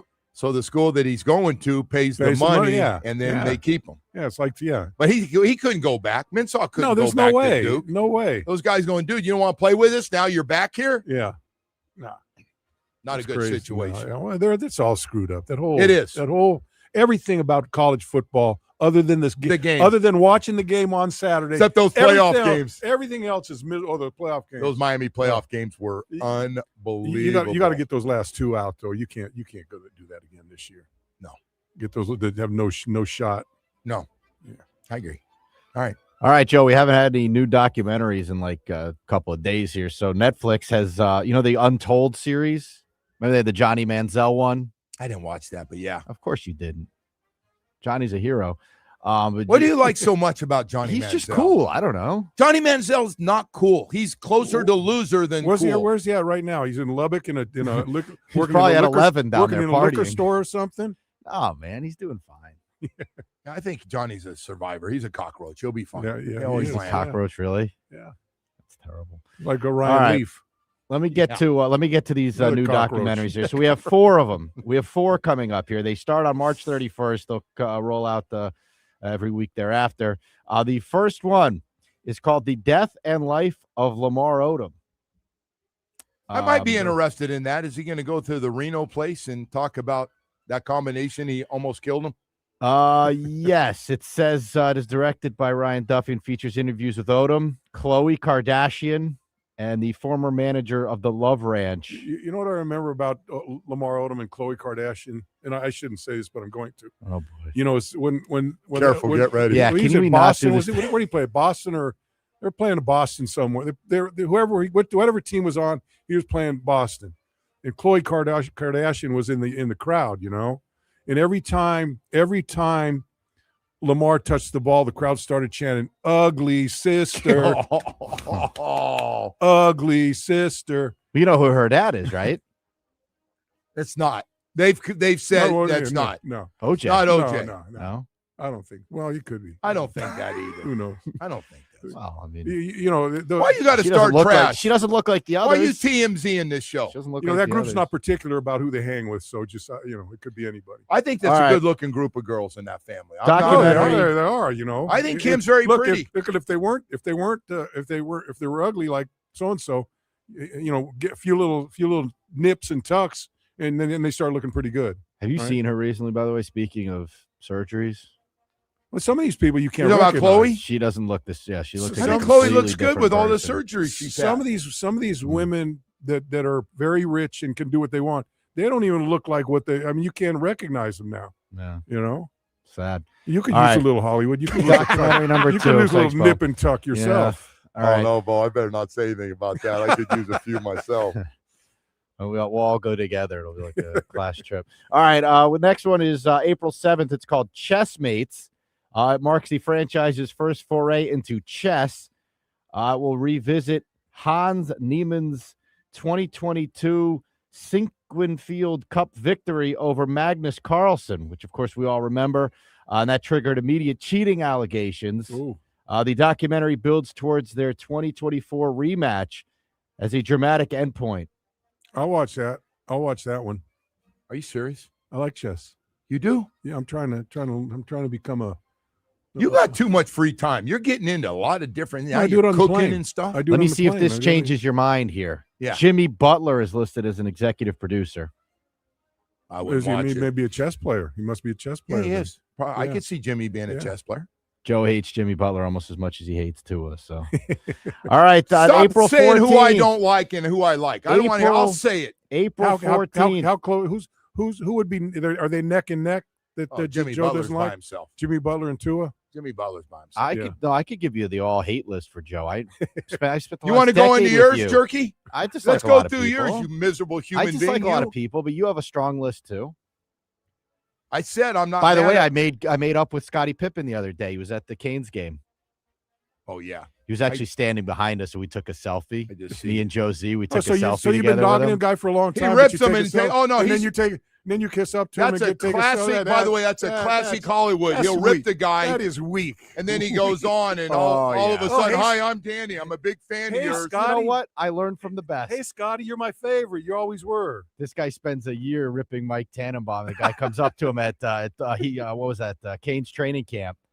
Hey, Mike, how you doing? Good to see you. Love the stuff you're doing on TV. Although you did tell him you thought the shtick he was doing on TV, I did say whatever that. you Yeah, said, before you- and he okay. was like, He did not wasn't think amused by that. it. He didn't All right, think it was documentary funny. number He 3 didn't like you either. on April 14th is called Jailblazers. It will feature Rasheed Wallace, Damon Stoudemire, and Bonzi Wells revisiting the early 2000s Blazers team. They reached the Western Conference Finals and What? spent the rest of the decade being better known for arrests than basketball. So everything at the end of the day has a little train wreck to it. Yeah. Have you noticed that? There's always got to be a train wreck in it. I watched that Michael Jordan thing again the other night. Yeah. I'm sitting out there with my dad, and it's on like ESPN has it Yeah. on like every third day. So Well, is they're- Jailblazers a thumbs up or a thumbs down? What are Down. we doing with this? Down. Down. All right, and our final one here is called The Shooting at Hawthorne Hill. This will be the last one here on April 21st. The film is about Michael Barrasone, a retired Olympic equestrian. I think that's horse. Yes. it's related. horse. Jumping. Horse related, whose relationship with a student at his New Jersey farm fell apart, led to allegations of surveillance and harassment, and ended with a shooting. I'm probably going to pass on that, Woody. Yeah. Sounds like a hard pass, right? All the people, two more really all the quick people ones up for in you. Boca and those like equestrian, all those people with all the big money and jumping the horses and playing polo, they'll be watching that. Joe's in They'll the heart tune of in. equestrian country over there. I got a little bit out, Yeah. Davey, where I am. No, that's nags. Those are just nags. That's not No. equestrian is the Palm Beach guys up there, the polo No, but guys. we got jumping and horses whatnot. out by my house. Oh, you do? Yeah. I know that little street right Yes. there. Yeah. Yeah, but you're right. It's mostly up in Yeah. Palm Beach. All right. We had Cooper Flagg's NBA debut jersey just sold in a private sale. You guys want to take a stab at that? Some Duke alum paid $3 million? $50,000 for it. $50,000. So you're at 50,000. This is his debut NBA jersey. You're $3 at million. 50,000. Bo's at 3 million. 200,000. So if we were going by Price's Right rules, Bo would win because it was sold for $1 million. It just I don't get that. yeah. And then I one think he's more gonna be for you here, really Joe. good. I just was curious to get your comments on this. I don't know if you saw Tiger reunited with his wife, former wife, ex-wife, Elin Nordegren. Yeah. They had an award ceremony for their son, How'd she look? and they both put on a happy face. And No, they've been hanging out together. They've been showing. No, I'm being serious. Before you start getting on me, I'm not here. getting on you at all. I just wanted your Every thoughts on the time they story. have some with the kids, they're very cordial to each other, and they show up, and looks like they become good friends. I think they got together at the Waffle House at some point. Can I tell you something? It's Perkins, not the Waffle House. Perkins. Get the right place. Perkins got the good-looking Chris ladies. Perkins, not Chris Chris Perkins, Perkins. No, Pancake House. no, not Chris Waffle Perkins. House. Not there. But all right. I shouldn't have said that. I probably shouldn't have. Right? No, you can go on Tiger all day. I love Tiger. No, I put tell you some what, on Tiger. I I'll watch his documentary. Whatever he's got coming out. I watched that little guy. I watched that indoor golf every time I I can't watch every it. time I get the chance. Well, Man. you're trying to get me to go up there. I just Oh, I can't love it. watch. I Maybe love I'll it. go up with you though. It'll be great. All You right. need to reevaluate your hobbies if you're watching that indoor golf thing. Hey, we got to go to break here, man. We've got the coach coming up, Jay Lucas, Hurricanes basketball head coach. What a story, man. we got to reevaluate. What? He's so dry. If you got time to watch guys hit a ball into a screen or whatever it is they're doing. Bo was the first guy that told me, hey, this thing, we got every time it comes up, he goes, Bo really wants to go and I watch told it." you, I he do. asked I'm me, not he goes, kidding. we got to go I see do. this. We got to You go just up want and to see meet it. Tiger. He knows Tiger. You know Tiger? Yeah. Can you Bo knows introduce us? Tiger. He went to Bo Camper Sports Bar one night. He was in there You don't want having a beer with him. All right, we got to go to break here before we get going here. Baptist Health South Florida, man. What a great sports medicine program they have put together, South Florida, for everybody, for all of us. Not just Kim Bocamper and Joe Rose, who use it all the time, man. Always heard. Dr. Swartzen, you are the friggin' man. I don't even think he's here to hear me right now because Dr. Swartzen is doing physicals up at the Combine right now. But I will tell you, man, to be a top 50 sports medicine program in the country, you got to have great doctors. You got to have great specialists. You got to have really good team doctors. You got to have people. And they've got for every part of the body, knee, shoulder, foot and ankle, hand specialists, back specialists, hip and knee replacement, Achilles. Hey, and then you got to have great facilities, and they do. Doctors Hospital in Coral Gables, Hard Rock Stadium next to the training facility, 595 and Pine Island in Plantation. Visit BaptistHealth.net/ortho. One go every day.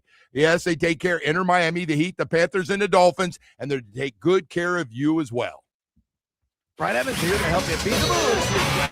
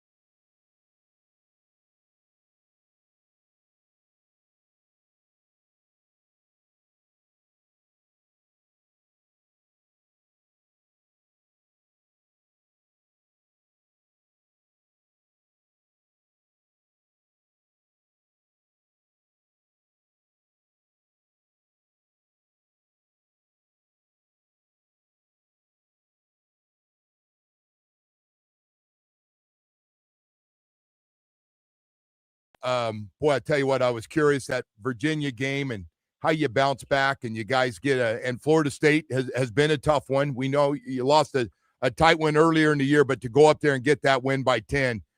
And the way you did it, man, first thing I do now is look in the box score, and there it is, offensive rebound, 16-7, and out-rebound them by 19 in that game. And I said, well, that's all you need to know right there. Yeah, it is. It is. And we put our imprint on the game, and that's what you have to do, and especially to get in that type of situation, in that type of place, and to be able to win a game where you have so many turnovers and so many points off turnovers is huge. Hey, Coach, it's a really interesting team you have. The more we do this, not a lot of guys with a lot of production. But you've been able to stay healthy. I guess we should talk about durability. And I'll tell you what, you got some guys that have limped around. I go, oh, he's done for the game. And you got guys who want to play basketball, man. I don't know how you find those guys, but those guys find their way back into games. I've noticed that with your guys. They want to play. And especially just starting with your top two guys with Renew and Donaldson, they've just been so consistent. They have been. And that's what you kind of want and honestly expect out of senior leadership, I guess is the best way to put it. And so, my job as a coach is to get them in a place where they're as close to 100% for the games. And so that's doing practices a little bit different, doing a bunch of stuff a little bit different just to make sure when we are getting to the game, we're as close to 100% as possible. Jay, when you put this thing together, I mean, we're talking about new coaches, player one to player at the end of the bench. They're all new here. Any idea when you looked at it and said, you know what, I've kind of looked at this and I'm kind of looking around the ACC and we got a chance to be 22-6 late in the year. Did you ever think that? Well, I kind of felt after putting the roster together and kind of hoping it, you never know for sure, but hoping it fit how I envisioned playing in my mind. I thought we could be somewhere within the top 6 of the league. And so we're coming up towards the end of the season and we're right where we need to be. We still got to finish strong, but I did think we should be able to be here just looking at the league, knowing the league and knowing what we had here. Hey, so I do want to ask you about that because now Lenardi and all these guys got their list of who's in and who's close and first 4 out, first 4 in. I mean, we got every kind of list, and everybody's kind of all over the board with your team, but it's looking positive. You pay attention to all that stuff? No, I don't. I'm not going to sit here and Joe coach you and say like it hasn't come across or I haven't seen or anything, but I try not to give it any energy. And I know my guys see it just because of their relationships with social media. Yeah. So my job is just to remind them that we haven't done nothing. You know what I mean? The season's not over. We're not in any situation where, we're a 1 seed and we feel extremely comfortable with where we are. We're always fighting for our respect, and it's no different right now. How do you fight social media stuff with your guys? They get it all. They hear it all. Dude, you should be playing more. You need to take more shots, not to even mention the family-related stuff. How do you handle all the social media stuff? I address it right away. I know it's there. I don't try to act like it's something that it's not, and I'm not going to tell them that they can't do it. You know what I mean? Right. Because that would be ridiculous, just knowing them, and I don't have 24-hour control. So, my job is to address it and hopefully just plant a seed in their mind how much poison it can be. Yeah. You know what I mean? Hey, Jay, how hard is it to go home at night and just turn basketball off for you? I mean, you got your own family. It's impossible, huh? It's impossible. It's impossible. I try to, when we have off days and stuff, I try to stay away as much as possible because I have found myself needing to recharge. Yeah. Because when you're grinding and when you're in it, you can burn out. And if you're starting to burn out, then you're not as sharp as possible. But it's almost impossible to do. I always wonder, we don't talk very much about your father. We're big fans of your father. And I'm just curious, how much through the years of what he's been through has that helped you? I mean, you talk about a guy that's seen it all. He's seen it all. Yeah, he has. And, he's always been extremely honest with me and my siblings and everything about everything he's been through. And I think that's what a big part of it comes from him, of just being as honest as possible. And then, of course, his work ethic and his ability to bounce back and his resilience and perseverance, watching it and seeing it and hearing about it firsthand. Yeah. You just have nothing but just pride and joy in it on my part. Yeah. So you can still lean on him, or you lean on more on the Absolutely. wife or going to your father? I have to go to my dad. He doesn't come to me with stuff. So if it is something that's going on or something, I want help with, I go to him. He does a great job of just being a dad and just being a father. And that's great. That's great to hear. Hey, so True Washington, what a story, man. I don't know how it's been. I don't know how the bench thing is, but I got to ask you, how's he? Because he's had some big games coming off the bench. I see he's getting his minutes. I know he's not getting introduced, though. How's he handled everything in the last couple weeks? He's been great, and I honestly think he's playing some of his best basketball of the year. If you look at the Florida State game, if you look at the North Carolina State game, these games where he came back and played, he's playing some of his best basketball in the year. And, for us, we need some production. We needed some minutes. We need something off the bench to kind of spark plug us in moments. And I've always felt that could be him in that role just as the season grew, as the team changed. And I feel like it is still the right thing, and it's helped us. And so he's been good with it. All right, so this is what fans do now, and Coach, I know you don't do it, but I got to bring it up here. 3 left, Boston College, Saturday, 2:00. Struggling, 2-12 in ACC basketball, which means it doesn't mean much because I think they got a win or almost got a win last night. At SMU and Louisville, 3 left, and it doesn't matter. They're in. They've done enough, and I know you can't treat it that way. You've already said it's one at a time. Let's finish strong and not get caught up in looking at what everybody's record is and what we need to do. So I'm always wondering, first time you've been around to do this as a head coach, what's this been like? It's been good. I haven't really had the opportunity to kind of catch my breath or kind of reflect on anything. I just try to stay in the moment and figure out what's most important now and what's needed. My job right now is to stay that way all the way until the season ends, whenever that is. And so while we're in the middle of this grind and this battle to get into March and get to the end of conference and, fight for a double bye in the ACC tournament, which is always huge. And then in doing that, also fighting for a selection into March Madness, but that stuff is still, 3 weeks away, 2.5 weeks away. So it's a lot of basketball and a lot of stuff in between that we still got to get better at and still have to continue to grow. All right, we got to get to the other side of your business. That's recruiting. And I know that you don't know about transfer portal and who's going to be in or out yet, but I'm just curious. This got to be good for business, man. You guys have looked great on national TV games. I was out in California. Your game's on out there. I'm just wondering, how's that going compared to being the new guy and nobody really knowing much about you? Now they're talking about you as the hot new coach. Well, it helps because, when you take this job as a assistant coach who's never been a head coach, you don't have a lot of data and you're selling people on your vision and what you want it to be like. Now we have data. We've shown how transfers can come here and get better, how freshmen come in and play and perform. Same thing with the Europeans. We showed a fun style of play.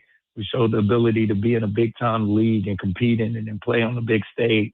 So I feel like all the questions people always have about first-time head coaches, we've been able to answer those and show our growth, our development, but also our style of play. It's a pretty exciting, a pretty fun brand of basketball. So I got to imagine, and I know it will do nothing but help us moving forward. Oh, you're not kidding. 22-6 now on the season. More impressive, 11-4 in the ACC and 3 left. Boston College Saturday at 2:00, man. That's going to be a fun one. And trying to get to as you said, get yourself in a top seed position for the big tournament coming up right around the corner. Coach, thank you so much. Really appreciate it, as always, coming on. Thank you. Appreciate y'all. All right. Jay Lucas, Canes head basketball coach, joining us this morning. Talk a little bit about his team and finishing strong, man, trying to finish strong. Speaking of being strong every day, Harvey Cohn and Gary Judah. Oh, yeah, the partners of Cohn and Judah Injury Law Firm, personal injury attorneys in Plantation. Hey, man, the same partners who will handle your case from start to finish. More than 30 years of experience each, big enough to go to trial and get you multi-million-dollar results, small enough just to call you back. Let me tell you something, knowing Gary and Harvey now for a while. First of all, they're going to handle your case. There's no handoffs. This is not football. You're going to hand the ball off 30 or 40 times to somebody else. They're not handing you off to some new attorney. No, they handle it. They handle it. You're going to get the best. And not only that, but how about communication? How many people out there have been injured in a slip and fall, in an automobile accident? How many times? And then you go to get an update on your case. You're sitting there in pain and somebody can't get back to you. Are you kidding me? I'd be gone in a second. I'd be with Gary and Harvey in a split communication, giving you updates on how your case is going. That's what they're all about, man. The added touch you never hear about that's important that you should care about, and great results. Go to ConanJudah.com, 866-FAIR-FEE, and remember this. They don't pay other lawyers to do the work you hire them to do. I'm Khalil. We're of the Miami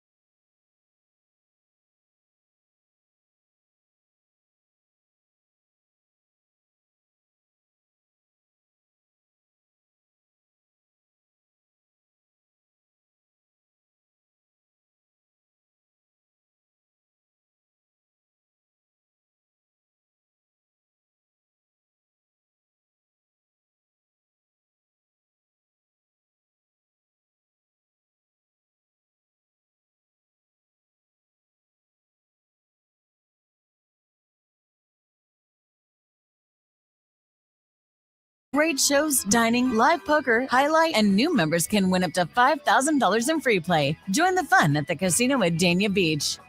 I love the colorful clothes you wear and the way the sunlight plays upon her hair. You're a good man, Woody. I know what you're doing, throwing the little Beach Boys out for Bo and I, and that's fine. That is. Couple California right guys. Yeah. Right? Yeah. All right, Bo. I just want to make sure you are all right with the Beach. I don't know how many are still. No, those I bands. think. Well, I think the Bee Gees are down to one now.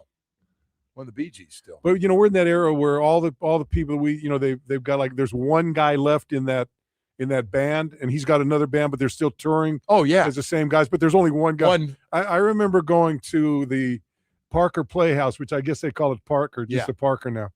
And I tell you, so I forget who I went with. We saw Pure Prairie League? Yeah. So Pure Prairie League, their song was Amy, right? They played it 3 times. They started with it, they played it in the middle, and then they played, play it again. And then and one of the guys, one of the guitar players was standing there, and he was on he had an oxygen tank. Come on. Needed the money. Said, I'm not quitting. Oh, and you look around, there's all these gray hairs out there like me, and I got no hair, but all these gray hairs, and they're just bebopping. And hey, Bo, you know what's amazing too? Some of these bands, like the Rolling Stones. Oh yeah. They did everything, man. They're documented. They did every kind of drug possible. They had to have the greatest gene pool of all time. But you look, those guys still around, but they're still going. I mean, they're going strong. I think they've only. I don't think they lost. Maybe they lose the drummer or something. They've had that, but everybody else, the tour, guitar. they said this is the last time we're touring together, and then they do it the next year and the next. So year. I think they're coming on tour again. But so they got that. What's the guitar player that's smoked like a chimney for his whole life, and I think they took all of his blood out and put new blood in. Guy's still going strong, man. Guys are incredible. Hey, Bo, we're hoping it doesn't come back to haunt us, but I can't speak for you. That's not. But for myself, of what I did in the '80s. I was at some time. You think you were the Lone Ranger? No, I wasn't. No. But some of my buddies have asked me to leave them out of their stories. And I just, hey, listen, I love listening to your stories, but please, whatever night that was, Jimmy's the one. Can you leave me out of that story, please? Jimmy's a little bit. Jimmy doesn't like his. Yeah. He wants to keep his stuff private. Jimmy was. He likes talking about somehow he can flip things that happened to him. Yeah. And it was like me. Yeah. So, hey, so anyway, we got to get into this, Bo. I started the show. I'm over it today. Yeah, you're not. No. Today's the last day. I did it for the last day. Okay. Today's the last. And I said, or what hour was that? Woody? Was that 6 o'clock hour this morning? I said it's not going to happen again. Yeah, until it happens tomorrow. We apparently, somebody wrote Business Journal that we're a dead money record. Yeah. New single player. This NFL. It's a new single player. It's the most. Well, Denver was the team last year that was the word, Well, Russell Wilson. So we've taken over for the Russell Wilson numbers. This dead money with Tua is some 99 million right. is going to be a new record, and then it went on to say the Fins team will be eating about 200 million to dismantle its roster to clean things up. That's where we are, and I understand it. We can no longer manipulate and extend everybody who looks like they're not happy. We just can't do it, but. I still, is this just all, I just need answers, man. I just tell me, and let me finish, Woody, before you attack me. Was it just all Chris Greer, or was there somebody else that could have stepped in and said, let me, so, I'm not trying to stir up. No. Here, you know what? You're taking me, I'm going to take you back to the Vietnam War, and I'm going to give you a little, like God, you're going way what's back. going on. So like no. The Vietnam War, the Vietnamese, and I'm not everyone. So they would put booby traps in the ground, and so these guys would be great, traipsing through the jungles, and all of a sudden they step in something, and there's these things that prongs that go in their legs and everything. He's trying to step, Woody. He's got one of those traps for me. He wants me to step into, and because every time I leave here. The next day in the newspaper, something's out there, and everyone's going, hey, geez, I can't believe you said that. Mostly on social media. That's what you get for having that Pro Bowl year. I'm just telling you, because they like to put that in there, give it a little more credibility coming from a guy that cares about the team. But yeah, probably didn't help that you we're teed off on all the writers last week too. I mean, you ripped into them pretty good. Nobody was safe. Yeah, but look, we're in a financial quagmire. We got to clean it up, though. And look, I think Chris Greer's part of it. I think Mike McDaniel's is part of it. And what do you think about what Jeff Darlington said? So Jeff Darlington said, this is not on Mike. It's his job to be a cheerleader for his guys and tell him, hey, get that guy a contract. I agree Jeff with said that. I agree with that. But I mean, I think to me, if he was more of a little more of a seasoned coach, I think that Mike is much to blame for touting Tua. And Joe, we remember this. I remember the scenario completely at that time. Tua comes out first day of training camp, throwing the football, and then after practice, I'm not going to throw anymore until we get this. I think contract. That's when he came out. The price of a franchise quarterback. It is what it is. But then the next day, it's Skylar Thompson and Mike White, right? And Mike's watching this practice, and he had nothing. And he goes up to the top floor and says, "Hey, we need to get this thing done." Yeah. The next day, the guy walks out and shows me the money, and he's got a $250 million or whatever that number is contract in his pocket. Yeah. And so there's a lot of people involved in that, and it's put us where we are right now. Well, and no one's going to raise their hand and say, no. But obviously the other part of this is people are going to say, well, we thought he had our guy. We didn't realize that he was going to head south on his playing career here, and he has. But anyway, but there were benchmarks along the way, injuries, this and that. I mean, there were, and I think, to me at the time, and I think I said it at the time, if it was me, because, at that time they go, well, if you're the general manager, what would you do? Right? If you were the cap guy, what would you do? What would you do?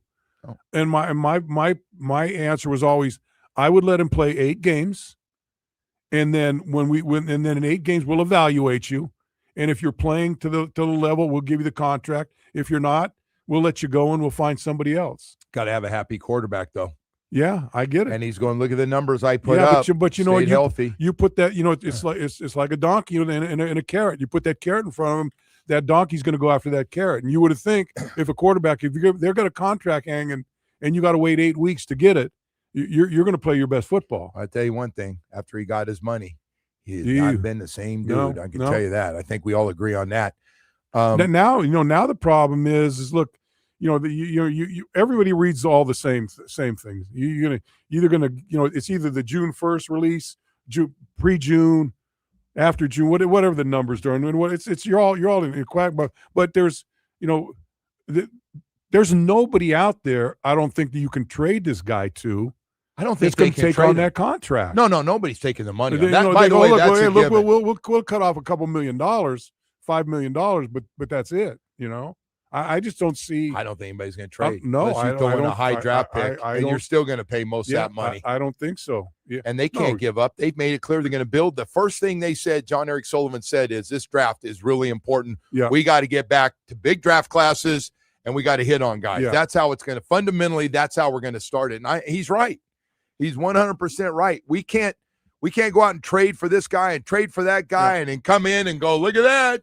Boy, everybody tells me I'm popular now. They love this deal. But what you said earlier was kind of disturbing about how you didn't want to pay Malik Willis. We're getting to that. Price is no. We're going to get that. To really that. bothered me because you can sit here and rail on Tua all morning, and it's like it is what it is. But part of the reason we can't go out and pay $30 million for a quarterback. You can. What do you mean we can? You keep saying that. They'll figure it out, man. If what do you keep he's saying? The guy, they'll figure it out. So if he's the guy, they'll figure it out. So you're saying if the price tag for Malik Willis is $30 million a year, you take it? I am saying that if those two guys spent the last couple of years with him, think that he's a franchise quarterback, and think that he's the guy, and they're willing to put their jobs on the line for him. The big key word is think. Well, those are the guys that are making the decisions. Yeah, but they're working off a teaspoon. This regime that's come in, these two guys that have come in, have stated they're not. I don't think they're going to sell the house. I don't think if Malik Willis wants to come in and wants $30 million, I think these guys will go El Paso. We'll build our team. through the draft. Because look, if he comes in and you pay him 30, you're not going to win a Super Bowl next year. You know, We're not trying to win next year, and you though. got and you look. But what if he goes somewhere else and he ends up these- being a starter these for the next guys- 10 years? The guy who plays at a cares? high level. Who cares? Then you're going to say, "Oh, well, we could have had Oh, no, him. we'll take Could have heat been for that. ours." No, Yeah. they're going. How did the We Green didn't Bay want to pay guys? for it. No. How did the Green Bay guys? I don't think they're not? going to build it that way. I don't either. I think that there's That's what a I'm lot saying. more quarterbacks coming that are better. A lot more quarterbacks next year in the draft that are better than the draft class this year, and probably But better. You can't do than that, we- though. You have Why? no They idea- can't- you they have can't no win it all idea- this you have year. no idea Hey, where you're Woody, going to end up Woody, picking. Woody. You have no idea who's going to be good. Woody, watch him do it. But if they Watch like him this do it. guy, my point is, like, if they really like this guy and they're sold on him, they may be behind the scenes right now saying he stinks. But so you I can have like no him. idea, You can but- like him at 20 million, but you may not like him at 30 million. No, you either like him or No, you no, don't. you There's no, no no, agreement no, on that no, between no, them. Totally Money- disagree Money's with not an that. issue. No. If What do you he's the mean guy, it's he's not the an guy. issue? We're in like debt. We're in dead money hell right now. If What he's- don't you understand? Because if he's the guy, you then wanna he's the go- guy. If that's who they want, those are Yeah, the guys no, making the I decisions. don't agree with that. Me neither. I don't agree with that. I think there's a You guys limit. saving money? I think they know We're they not saving Pass on a any money franchise now. quarterback, What do you- save a few bucks. they know who Malik Willis is. Yeah, they do. And they know the value of him. And if they say his value is $30 million, then pay him. Figure it out. But I don't think they're going to say the value is 30 million. I don't think they're So going to that's go where that far. that's where I don't. that's They believe where may that. say he's ownership. not a starting quarterback at all. Right. He may not be. By the way, ownership. This is where they get a step in. This is the new way it's got to be How done. many Pat around here. Whites and all these guys have we brought in? First round, second round guys. All of these guys have come in. You want a the, list? the piano man. Yeah, right. All the Joey Harrington? Joey Harrington. All those guys. Yeah. How many guys have we gone through? The litany of guys we've gone. Oh, this is the next guy. 3 weeks in, you're going, this guy's a piece of trash. You know, come on. I mean, you can't. It's at some point you got to learn a lesson, right? And I don't think these guys. I No, think but these guys have seen it. I think these guys are going I to be agree. more fundamentally and fiscally sound than the last regime was. Let I me put it agree that with you way. on that one. But if they think that this is the guy, if they came into this job and they were like, that's the first thing they said, hey, we got to get this guy, Okay. then you get him. You do what it takes to get him. Well, so if they do, they're putting their balls on the table. Then That's fine. Those You are know. basketballs. Those aren't. Yeah, you're darn those right. those are huge. The biggest darn balls right. you can find in basketball. because you got a lot of other holes in this team that need to be filled. Yeah. No. The There's, quarterback masks a lot of that.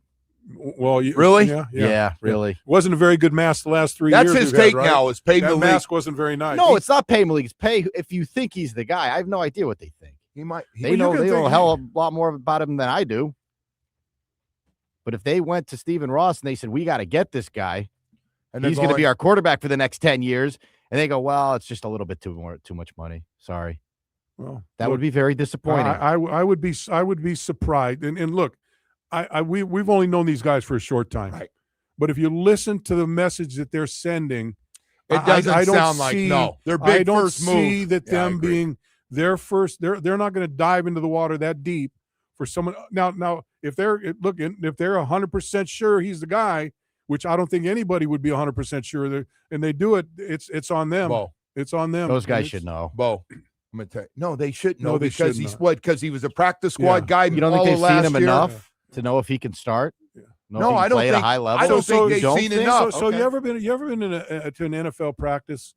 No, I don't where- think. I don't where think the- where Woody the- has. Where the quarterbacks are throwing, where the defenses are playing against a backup quarterback, and they could pick them off 3 or 4 times in 2 series, but they don't because it's not because it's not what they need to do.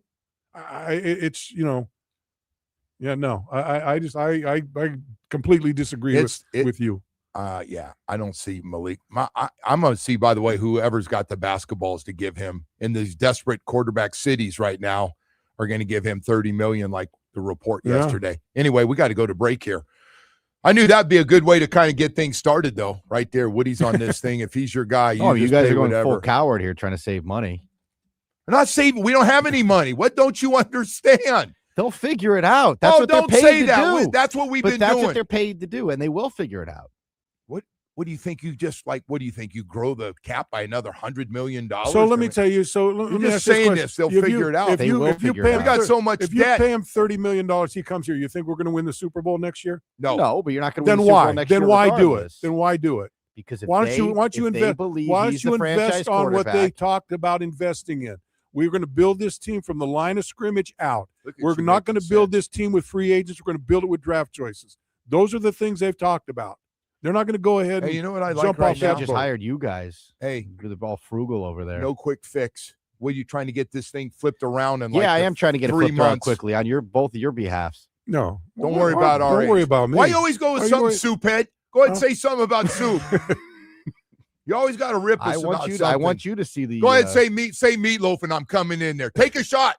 Take a shot at carrot cake, and I'll be in there so fast. I no more. Are you a carrot cake guy, Bo? I love carrot cake. Yeah, I So figured. it's the best. It's the best. Yeah. This is a gacky hater. Now, watch out, Joe. We just want to warn Joe. Josie, watch Joe, out. Joe, don't ask for too much money because Hollywood's is standing. He's standing right. I'll do it right- for half right that. You'll never hear me. Don't worry. He said he doesn't like the show. He doesn't listen. Hey, well, I'll tell you one thing. We all have to worry about hurricanes. I don't think he likes working with you either, but he just Yeah, has to. right. He has no choice. He goes, hey, if you can't make it today, I understand. Hey, hurricane season's right around the corner. Protect your home with Loctite Impact Windows, Doors, and Roofing.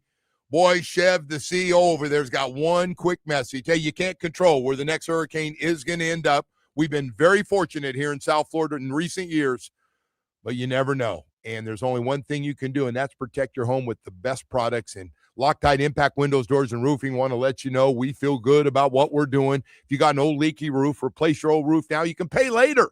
Loctite Impact offers the highest quality roofing materials with lifetime warranty plus thousands of 5-star reviews.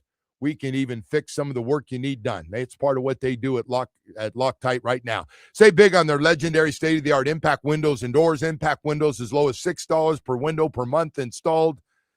Don't wait for the next storm. You don't have to. You can pay later. Visit LoctiteImpact.com. Again, LoctiteImpact.com or call 954-500-LOCK. They got a great staff, ready to answer all your questions, covering all of South Florida. Loctite Impact Windows, Doors, and Roofing.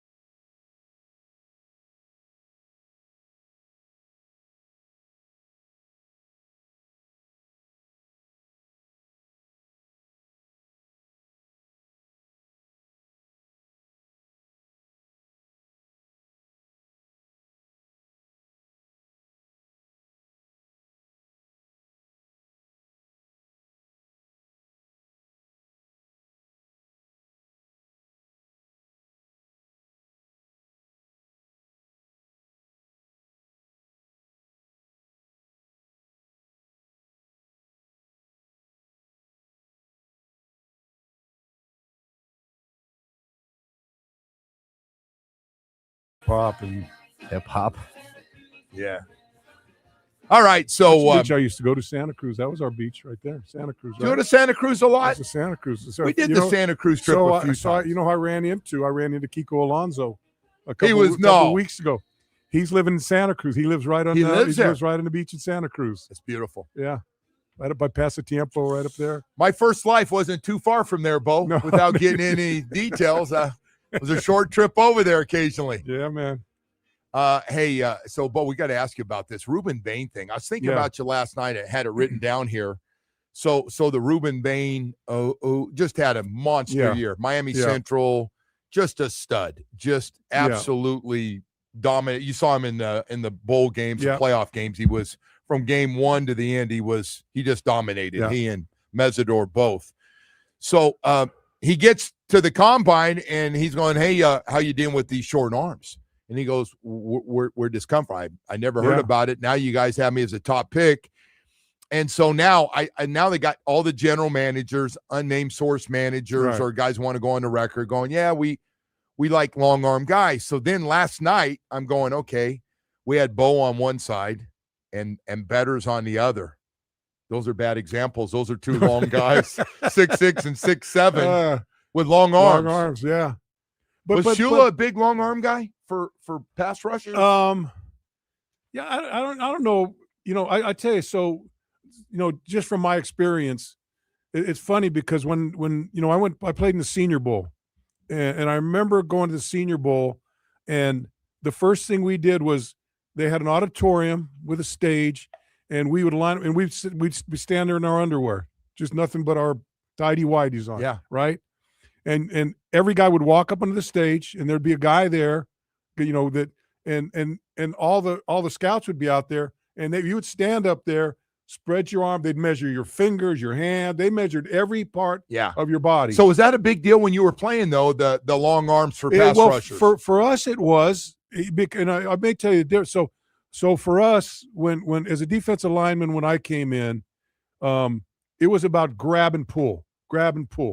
Because guys used to, guys weren't wearing those tight jerseys. Everything was baggy back then. How I learned to pass rush was grab the jersey, pull it down, and then throw the arm over.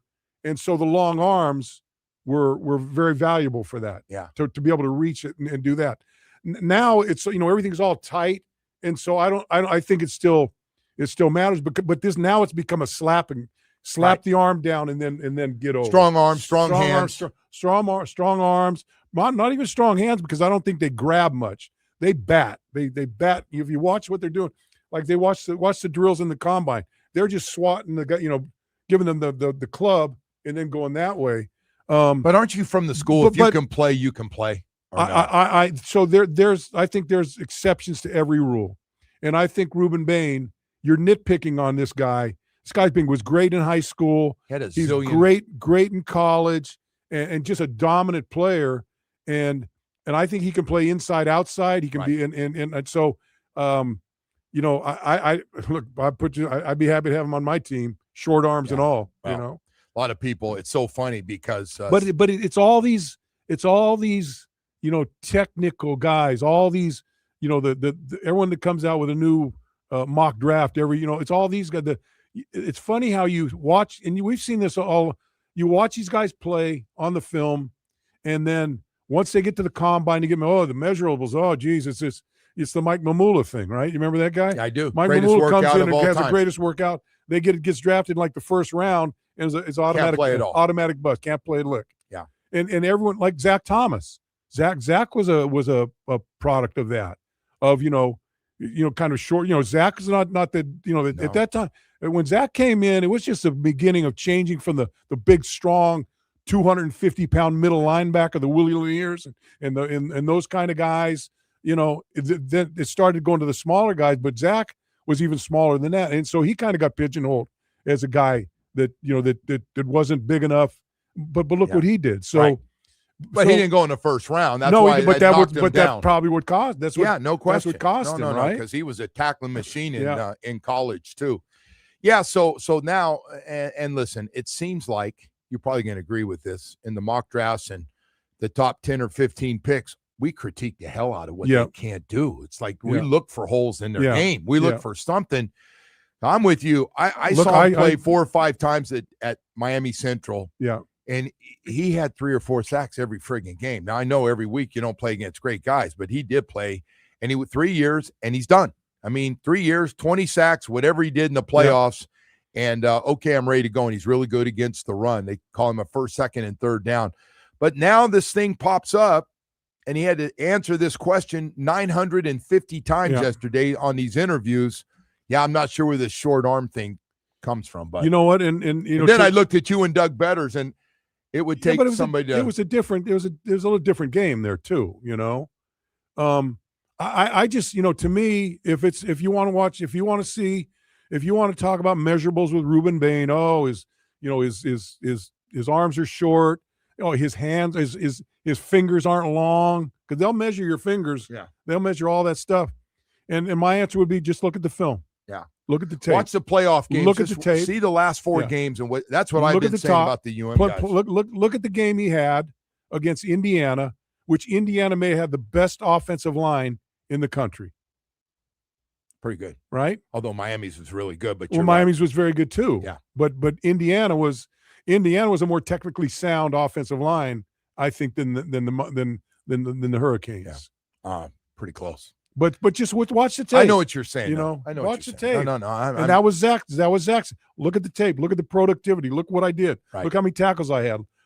Sideline to sideline. You know. So let me put you on the spot here before we hit the 9 o'clock hour. So it's funny, the mock draft. I'd love to see him take a UM guy, because it would be cool. Francis Maui Noah, one of the top tackle guards, might be the number 1 tackle guard in the draft.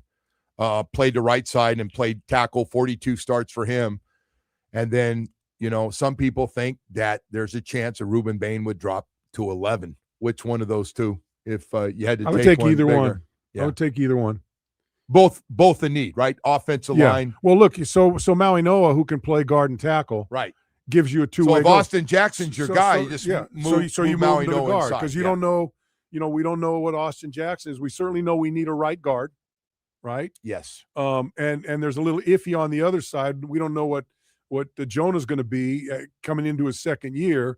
And we know Austin is a good player when he plays, but you know how many snaps you're going to get out of him during the course of a year. Yeah. But that gives you a two-way go with a guy. But I also believe that Ruben Bain could play outside inside. You could slide him inside. So the good and these guys are talking about These guys are talking about a 4-man front.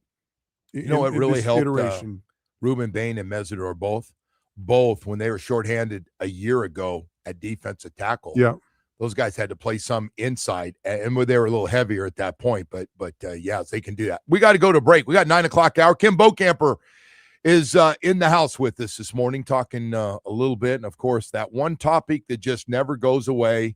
How do you find a franchise quarterback? Because we are now officially looking for one. Atlantic Men's Clinic, ED and Low T. Nothing to mess with out there, folks. Nope. And it's going to happen to every guy out there. I'm just going to tell you, and I had no idea about this. I got educated 2 years ago on this. I had no idea. I was aware of the low T thing, but I didn't realize ED follows around low T. And the next thing, you not only have an energy problem, you have a sex drive problem. Now, that was a big thing for me.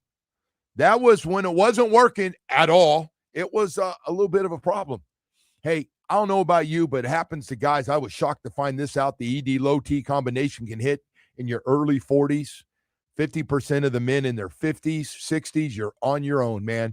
But with Atlantic Men's Clinic and the great programs and professional style they have, it is the only place to go. If you're dealing with it right now, energy level is shot, just tired all the time. And listen, this is how it works.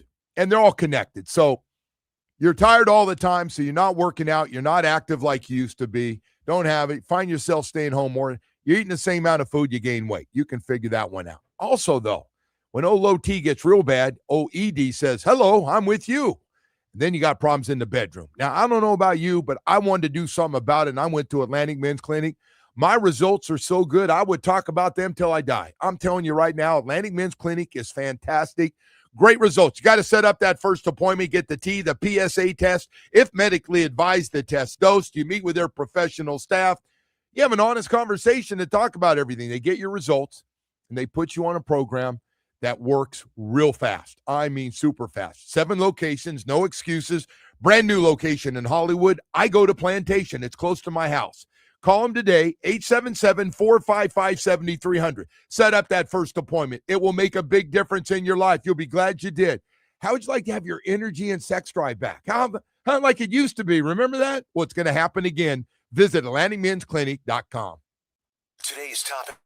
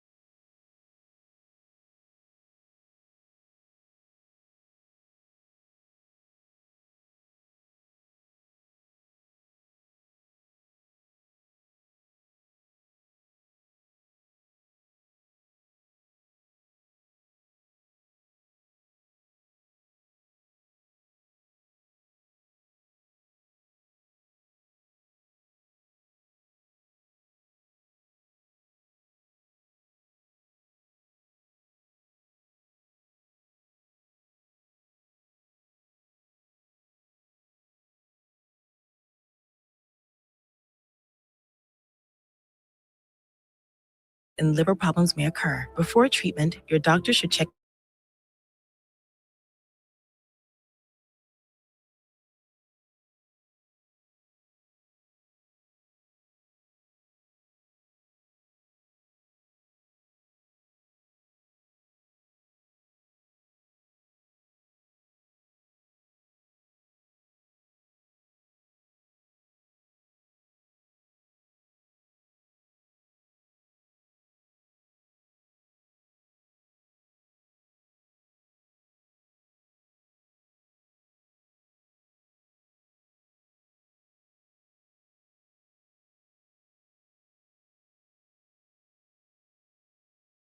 Physically present in Florida to wager. Terms and conditions apply. If you or someone you know has a gambling problem, please call 1-833-PLAY-WISE. Brought to you by the Florida Renaissance Festival. Get tickets today.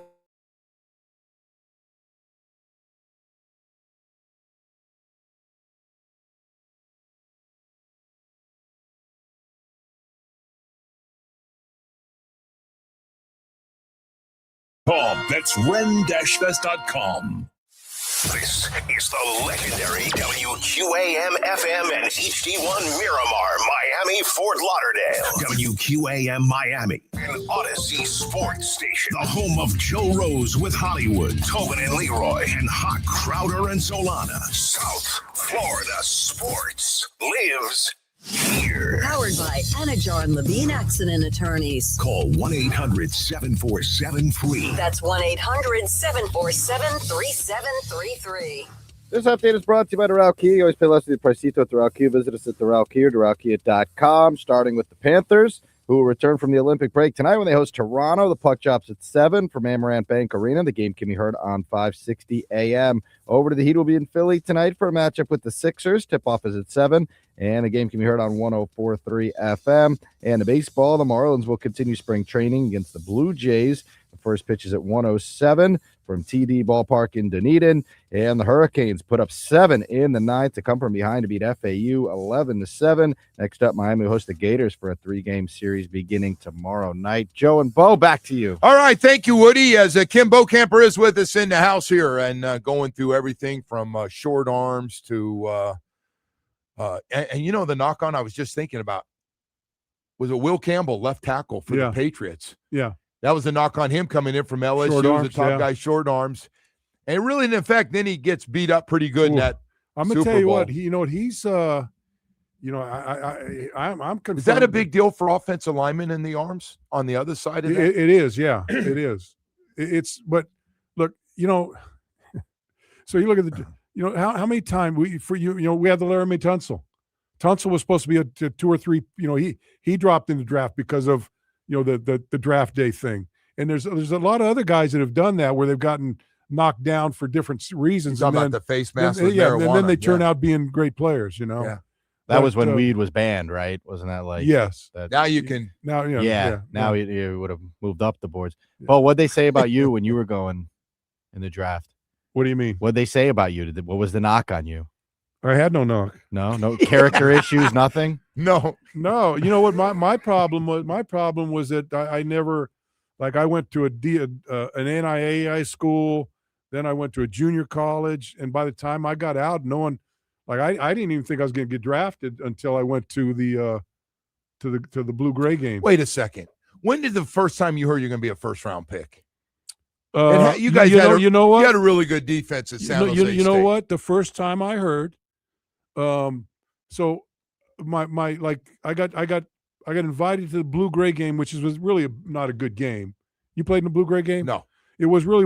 It was like what is it? Like an all-star game? No, it was an all-star game. It was in Montgomery, Alabama, and it was mostly SEC guys.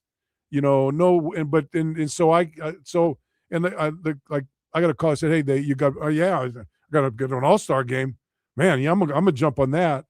And so because I didn't even expect that. And then when I got there, so then I went there. Then I went to went from the blue gray game to the East West Shrine game, which then was a big game, right? The Shrine game back then was a big game from just a standpoint of what it was, and I remember it was like the third or fourth day in someone in the Examiner, wrote an article and it goes, guys like Chuck Muncie and Kim Bocamper know they're going to be first-round picks. And I go, what? I read it, and I swear. Some writer in the San Francisco Chronicles wrote that, and you're going, wow, that's the first time I've seen that. It was. Chuck Muncie knew, by the way. Well, Chuck knew from like the time he got there, like as soon as I Chuck can, knew when I he was will. in high school. You're right. But no, I didn't. There wasn't all this. There wasn't all this.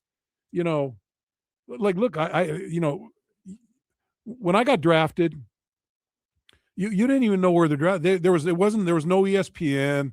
There was nothing on the radio. You just sat at your house and waited for the phone call. You got to tell that. You got to tell it. You got a second to tell that story. Yeah, so I'm sitting there. So you give everyone your phone number, and you're sitting there, and so I'm at my brother and his wife's apartment, and I'm staying in their apartment, and so I gave him a phone number. I had my own phone in my room, and I gave him everyone the number, and so we're just sitting there. Like I said, there was no coverage, no radio coverage, no TV coverage. You didn't know if they were in the first, and that was a 17-round draft. You didn't know if they were in the first round, right, or the 8th round, the 10th. So you're just sitting there. And so all of a sudden the phone rings in my room. So I go, oh, okay, here we go. I go in and, I pick up the phone and I go, hello. And he goes, is this Kim Beaucamper? I go, yes, it is. He goes, this is Paul Brown with the Cincinnati Bengals. Just want to let you know we drafted you in the first round. How do you feel about being a member of the Cincinnati Bengals? I said, Mr. Brown, I'm ecstatic to be a member of the Cincinnati Browns. And then all of a sudden he goes, F you, you idiot. It was one of my buddies pulling a prank call. Pulling a prank call. And so my brother and sister-in-law are sitting there. I got the door closed, and they're sitting in there wondering, who's it going to be? And I come out and I go, that son of a bitch, Rick. So now you got sucked in. You're kissing ass. Cincinnati's the place I always wanted to play. Oh, now the phone rings about 20 minutes later, right? Then I go in there and I go, I forget who Coach Shula's secretary was at the time. I think it was Lynn. It wasn't Ann. It wasn't Lynn. It was Lynn. It was Lynn because is this Kim Beaucamper? He goes, this is Lynn, Coach Shula's secretary. I go, well, could you say that again? Now I'm trying to listen to maybe he gets a girl or somebody to do it. And I go, and then I go, well, okay. And then all of a sudden I hear, hey, I go, hey, I go, I know that voice. That's Don Shula. I know that voice. That's Don Shula. So you're even when the Dolphins called, you were still like, I was still a little leery. Yeah. Well, you got some bad friends, man. that guy, Rick. So this is the exact words I said to the would-be Paul Brown. I'm ecstatic. I'm gonna tell you, to this day, when I go back to California, we always play poker when we go. We've had a poker game going for forever. Yeah. And so when I go, we go play poker. And at some point, the guy's going to go, oh, I'm ecstatic about it. I go, you asshole. I'm 71 years old and it's still hanging around. I got to tell you, when you tell that story, that is one of the funniest things. You're sitting here for the absolutely biggest day of your life coming out of San Jose State, and the road you had to get there is a great story in itself. And you're sitting there in that phone, it's going to ring at some point because you got a pretty good idea at that point. You're going in the first round, but you don't know where. And this buddy calls it the right time and puts the fake on it. So I got. There's another draft day thing. So when I was a junior going into spring training, junior going into my senior year, and I just because I transferred, I went from junior college, and so I was kind of going in and out with some outside. I don't even know if it was outside linebacker, stand-up defense, whatever it was, and so now we're in spring ball. Now we're in spring ball, and now the scouts are coming. They're timing. They'll bring 6 or 7 guys in time, and all that. And so I was sharing an apartment with a buddy. We were managing a little small apartment building, and guy knocks on my door. Says, Kim Beaucamper. I say, yeah. He says, I'm so and so. He goes, I go, yeah. What can I do for you? He goes, well, I'm kind of. So he was an agent. Yeah, he was an agent in one of those groups. They'd have those agent groups, whatever. And I go, well, what do you want to talk to me about? And they go, well, I think you have a pretty good chance of getting drafted. I go, come on, really? And so he goes, no. So he says, so he comes. He says, well, let's go let's go have dinner. I'll take you to dinner. And he goes, where do you want to? I go, he goes, where do you want to go? I go, Original Joe's, best place. I picked the best restaurant in town. Yeah. That's why we go to Original Joe's, right? So we go and we're talking and just talking and this and that and stuff like that. And so I go back and nothing. And then about 2 weeks later, he comes back again. Hey, let's see. So this went on for, a few weeks. And so I'd start telling my buddies, hey, this guy comes by on Wednesday, come on over to the house and come to the apartment, So I got like 3 guys over this, me and 3 guys, and guy comes and knocks, and I go, oh, no, I can't. I got my buddy. Oh, bring them along, right? So now we got 4 guys taking 4 guys to dinner and this and that. That goes on a couple times. And then the draft day comes. And then not long after I get the call from Coach Shula, the phone rings. And by that time, I'd already hooked up with an agent that was a San Jose guy and businessman in San Jose. He had Jeff Seaman, he had Ted Kwolek, and I was his third client. Right? Okay. Yeah. A legitimate guy. So this guy that had been calling me we're going to dinner with the whole time, calls me, says, hey man, good job. Get drafted. And it was, we got to start talking about your contract. I said, what do you mean talking about my contract? He goes, yeah, we got to get ready. I go, no, I already got another agent. And then, that guy, I'll tell you what. He was mad. He spent dinners. I can get pretty loose with my language, but nothing like this guy laid on me. Boy. That was sleazy time, boy. Yeah, well, that was very sleazy. There were no rules and regulations. No rules. Back then. No. You guy could. Your guy could charge you 15% if they wanted. Right. 10 if you're dumb enough to do it. Most of the guys were trying to get you 10% at that point. I went with a guy and ended up they disbarred him or whatever back in the 80s. I remember going when I went to the Blue-Gray game. He was dirty. We'd go to the lobby and there would be 50 of them. 50 would want to be agents. Right. And there was one guy in there. He's like about 6 foot, 6'3", tall guy. Wore a black cowboy hat, all black, a black leather duster. One of those ones that goes all the way down. And trying to be an agent. I'm looking at go, you really think I'm gonna get hooked up with someone like you? You know who my agent was? The second agent after I finished? Nick Bonacani. Yeah, Nick was great. People didn't realize Nick was an agent. He's an attorney. Yeah. And he got in that business a little bit. And it was very fun. That was some crazy time. That whole it was the wild, wild west. It was kind of like college in the Bay Area for both of us. Wild, wild west out there. Between San Jose State and Cal. Yeah. Mike White But then when you got into the NFL, on that degree of that stuff, all that ancillary stuff. Yeah. Well, he was out of control. All right, Bo, we're going to go to a quick break here. I do want to tell you, I told you about a bunch of great events coming up. The Miami Open's coming up for tennis here in just a few weeks, but also beginning of March. I'll tell you what, this thing is an absolute home run for baseball. It's the World Baseball Classic. It's returning to South Florida from March 6th through the 17th at Lone Depot Park. That's right. The tournament's biggest games are going to be played Dominican Republic, Israel, Netherlands, Venezuela. Can you imagine Venezuela and Dominican Republic playing? Talk about an all-star lineup of teams from Dominican and Venezuela where some of the great players in baseball are playing. It's going to have some great matchups for you. If you want to make sure you get your tickets. It's nothing like it for these people playing, these guys playing for their country. Absolutely nothing like it. Go to marlins.com/WBC. That's marlins.com/WBC. Again, World Baseball Classic is back here in South Florida at Lone Depot Park. Don't worry about the rain if there is any, because we got the top. March 6th through the 17th. Grab your crew and go represent, especially if it's your country. Enjoy yourself with some great baseball at Lone Depot Park, March 6th through the 17th. Text WQAM on the Kendall Toyota text line at 3.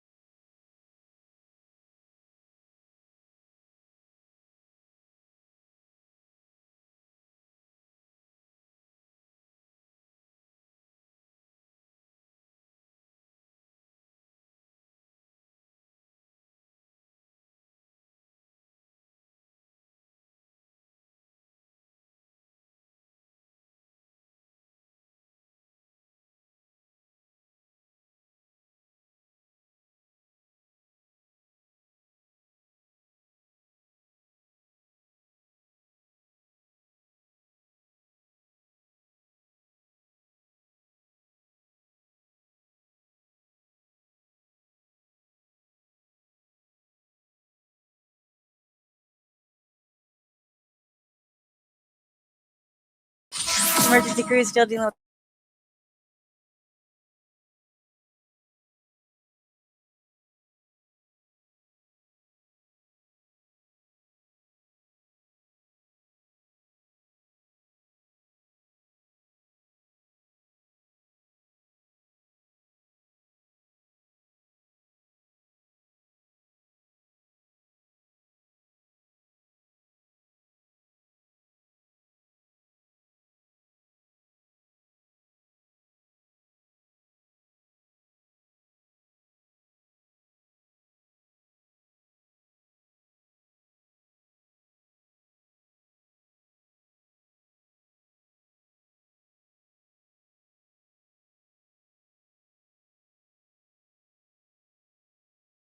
Long. Plus, the hottest slots, great shows, dining, live poker, highlight, and new members can win up to $5,000 in free play. Join the fun at the casino at Dania Beach.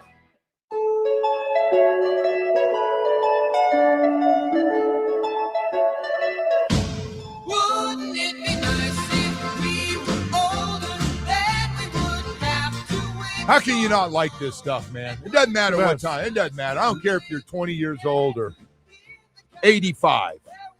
Anything in between there. All right. Hey, we got more stuff. Kim Beaucamper's in the house with us. We got some tickets giveaway, Woody, today. We do, Bo. You can pick what caller number you want. We got Heat and Nets March the 5th. Let's do number 5.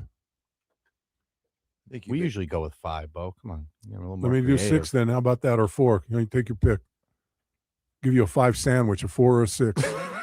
What do you want? Pick one. 6. All right, caller number 6, 305-567-0560. We'll get you set up there. So if you're caller number 5, Woody just screwed you. It's true. That is true. You're calling. Oh, no. He'll taunt him like, you're number 5. No, I don't do that. We on 6. I've seen people do that. I don't do that. That's me. I only take the winning call. Very mean-spirited. Very, very mean-spirited.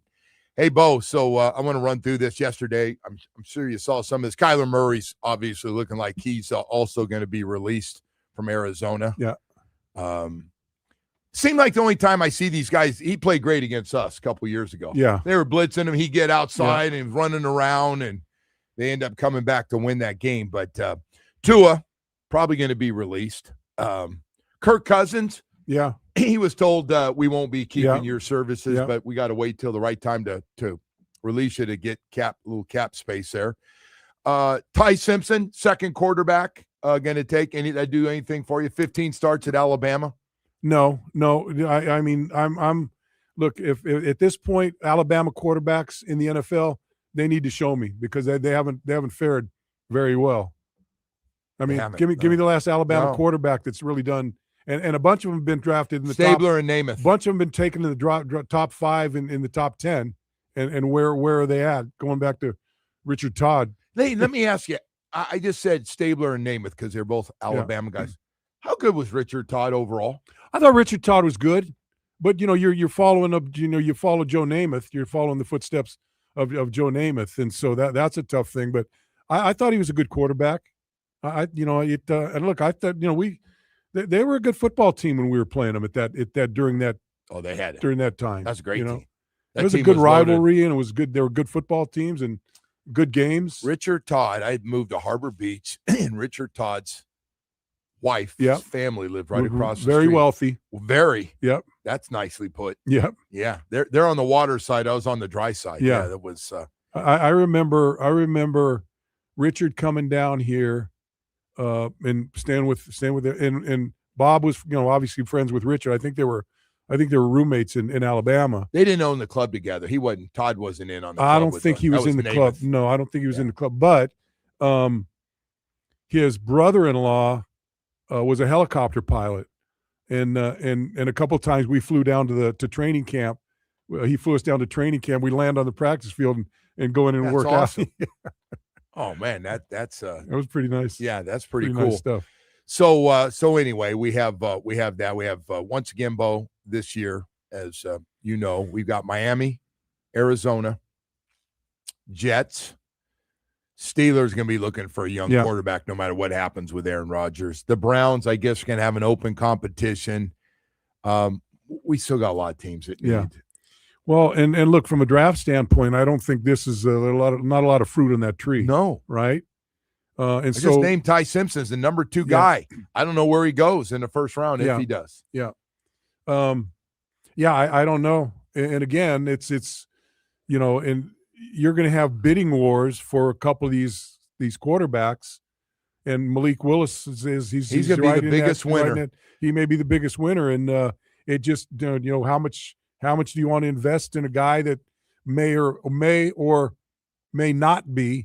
And I would say, and as we've seen over the years, may not is probably a little bit more than may be.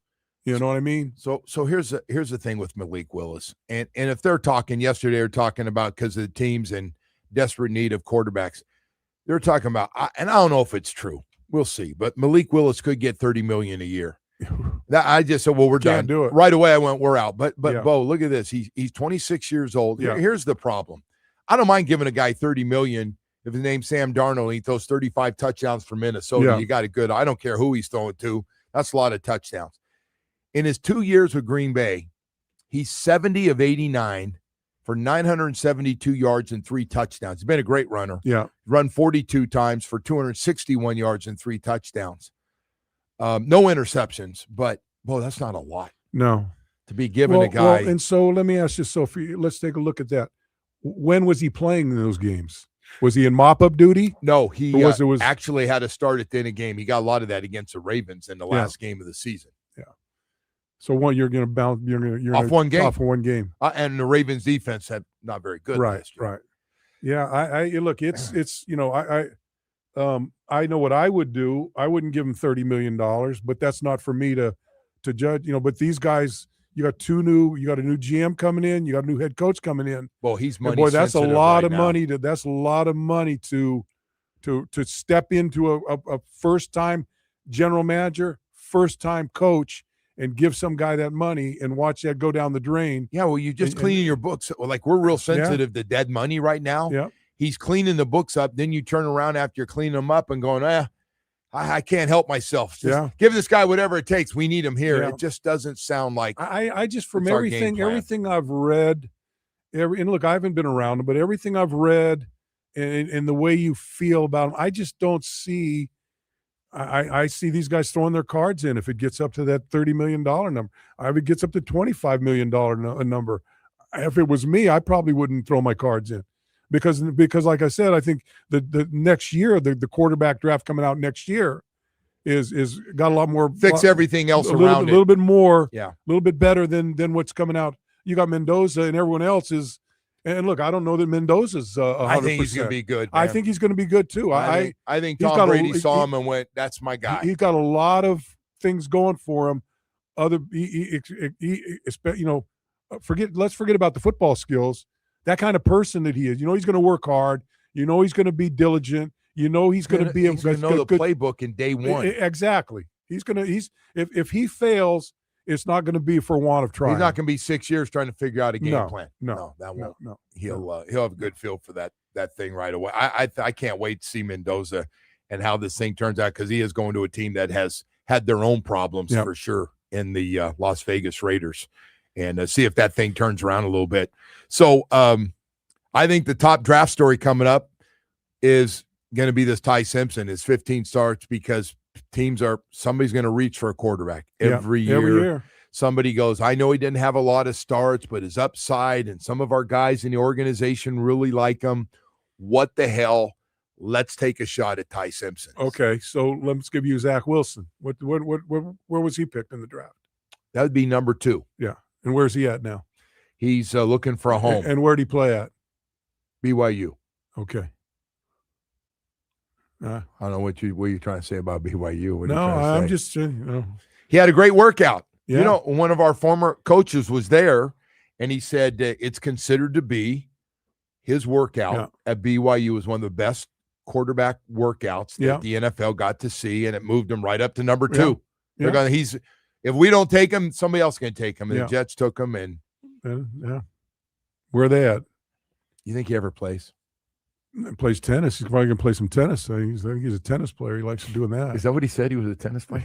I think he is. I think he's a country club guy. You know what I mean? I think he's something about giving a guy a lot of money that doesn't really need money. Put it that way. They keep talking about me, and I know his uncle owns like JetBlue or something, but we've had guys with money come in the league that come from families that have money, that like the Mannings. I mean, they weren't maybe not rich. They were bred to be quarterbacks. Yeah. They came out of the womb and they had a football in their hand. I know they've got this thing on him, like he just doesn't relate to other guys. Yeah. That's not why he doesn't play well, though. Should have nothing to do with that. Physically, he's got talent. Yeah, but you don't go number 2 without physically showing you can financial do something. Situation should not have anything to do. I agree. So you know what? I remember during training camp, preseason games, because we go in production meetings for those games, and I remember someone talking about that he had that great pro day. His pro day was unbelievable. Pro day was great. And he said the only concern I had for him was that he needed to step up into the pocket a little more. He kind of stayed back. And so when he comes in and plays, I'm watching this, and that's exactly what he's doing. So there were times when he came in. Are you saying he's afraid to get hit, or what are you trying to say? I'm saying, there's a pocket. Joe, you're an offensive guy. Yeah. So I always said Danny was one of the best guys stepping into that 3x3 area behind the center, right? Sliding one way up and back. But I remember watching the preseason games, and after one of the first games, someone had said, because he needs to get in that pocket more for the protection, because to let guys run by you behind. Right, you need to step up. You need to step up. Yes. And if you watch the first preseason game he played in, he was standing back there. He got hit 2 or 3 times, just like that, and there was room to step up. There's definitely something missing with him. So By the way, when Mike, who's trying to win games, says you're going to stay the backup. Yeah, well, you're going to quit Ewers, right, fresh out of college here, then you knew something was wrong. Yeah. Hey, Bo, we got to go to break here, man. I want to thank you, bud. I know you got to get rolling here to the steak restaurant, but thank you. Yeah, good. Appreciate I'm glad to be here. All right. Hey, we're going to. It's just I like coming in here, but Woody just he's like a little burr in down. my ass. You know what I mean? Yeah, he can burn you up a little bit. Yeah. But he's been a little feisty today. I don't know what's going on exactly. I don't know. Me, really? This guy. I was early in there. Yeah. No. Yeah. All right. It's okay. All right. We got to go to break. We'll be right back after this. WQA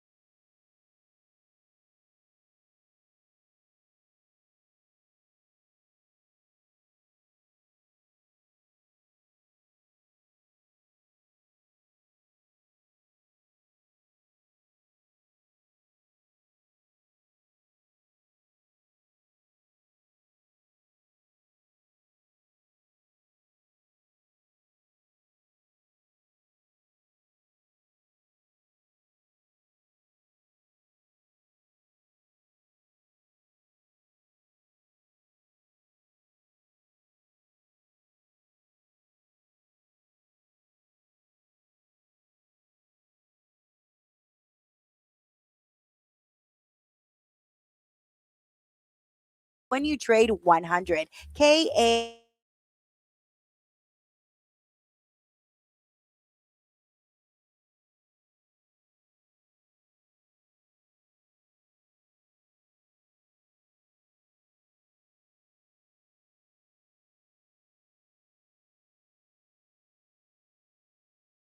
All right, welcome back, and good morning to everybody here. The Combine just getting rolling.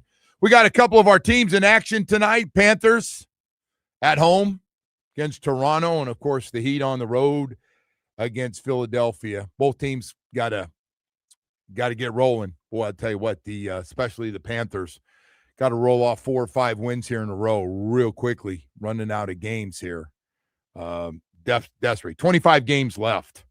And 8 points back, got to jump 6 teams. We got some crazy, Woody, the schedules, 25 games in like 49 days. So they're going to be busy, and I don't think Barkov comes back unless this team makes a serious jump and gets back close to that 8 spot. Yeah, they would have to. I still think it could be a long shot he comes back. I know he said soon, but not sure about that. And the Heat just got to get out of this 8 spot. And the only way they got to put together 4 or 5 wins, or they're just been flirting. It seems like 2 to 3 games over 500, but haven't been able to make that jump and get closer to 10 games over, and not worry about a play-in game here. So we'll see what happens with all that. And the Combine stuff can be a lot of news coming out. We've heard from our general manager and our head coach for the Dolphins here. And then on top of that, the old quarterback situation and trying to get that thing figured out. You do it through the draft. I don't think that's going to happen where you're going to get a guy that could potentially compete for a starting job. Then it comes down to one of the veteran free agents. Then it comes down to a couple of guys you can trade for that are backup quarterbacks. And then most likely we're going to see 3 quarterbacks get released. I think Kirk Cousins, they've already come out and said he'll be released from the Falcons. I'm guessing Kyler Murray will be released, and so will Tua. That, lot of starting quarterbacks. How about if I would have told you that 2 years ago when all 3 of those guys are putting up really good numbers, Woody? How about that one? Kyler Murray, Tua, and Kirk Cousins would be looking for another job. See what, and there's open jobs. I mean, those guys could go. So, hell, Kirk Cousins might have the best opportunity of the 3 guys to get a starting job. That's not crazy to say. He's actually pretty good, though. He's in a good enough situation. But I actually think he's a pretty good player, but he's just one of those guys that, like, you need to have a roster that's ready to win, you know? Not very good in the game we saw, but yeah. You're right. His numbers. But if you have a roster that's, you know, competent, he's not a bad choice. Well, I'd say the same thing. Here we go again, man. Everybody in the same boat, trying to find a franchise quarterback, and that's not going to be a franchise quarterback. It's just not. Kyler Murray and Tua are not going to be franchise quarterbacks. They're not. Just not. And trying to find one of those young guys and get it figured out is not easy. And then you got a guy that's drafted by the Titans, gets picked up by Green Bay, ends up being a really good backup, still a young guy, 26, 27 years old. And he might be the biggest winner in this whole thing. He might be the biggest winner. Well, Tua's the biggest winner in Kyler Murray because they got guaranteed money coming in. But for going to a new team, Malik Willis could be, and again, because of the shortage of quarterbacks, he could be the big winner and a poor draft class of quarterbacks. Malik Willis could get treated like the 2nd or 3rd quarterback in this draft. It's crazy. Someday we're not going to be on that list, though. Someday. See, that's positive. Someday we'll get this thing figured out with a quarterback and not be in this run of teams that are always seem to be looking for one of the guys. By the way, how good was Bo's story on draft day? Can you imagine the pranks you could pull? No caller ID, no cell phones, and you're getting a call, and you have no idea, and his buddies prank him. Just perfect timing. But not very nice. And he knows he's going to be a first-round pick, but he doesn't know where he's going. And you're sitting there at your brother's house and sister-in-law's house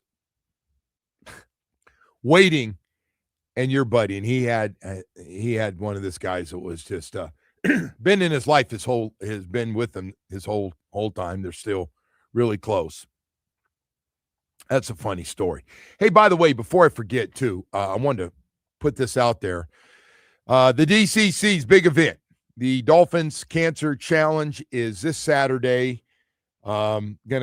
Big year. I think they're going to raise $14 or $15 million this year, and that's going to put Miami Dolphins donations to Sylvester Comprehensive Cancer Center at over $100 million they've been able to raise through the last 16 years. 16 years ago, Mad Dog was in front. They decided to do this cycling event, asked all of us to get involved, and Mad Dog, who was fighting cancer and in bad shape, jumped on that bike that day and was in the front there just to kind of kick it off and to where it is right now. And I can tell you on behalf of Mad Dog and knowing Mad Dog, Jim Mandich, he would never believe this thing would have gotten so big.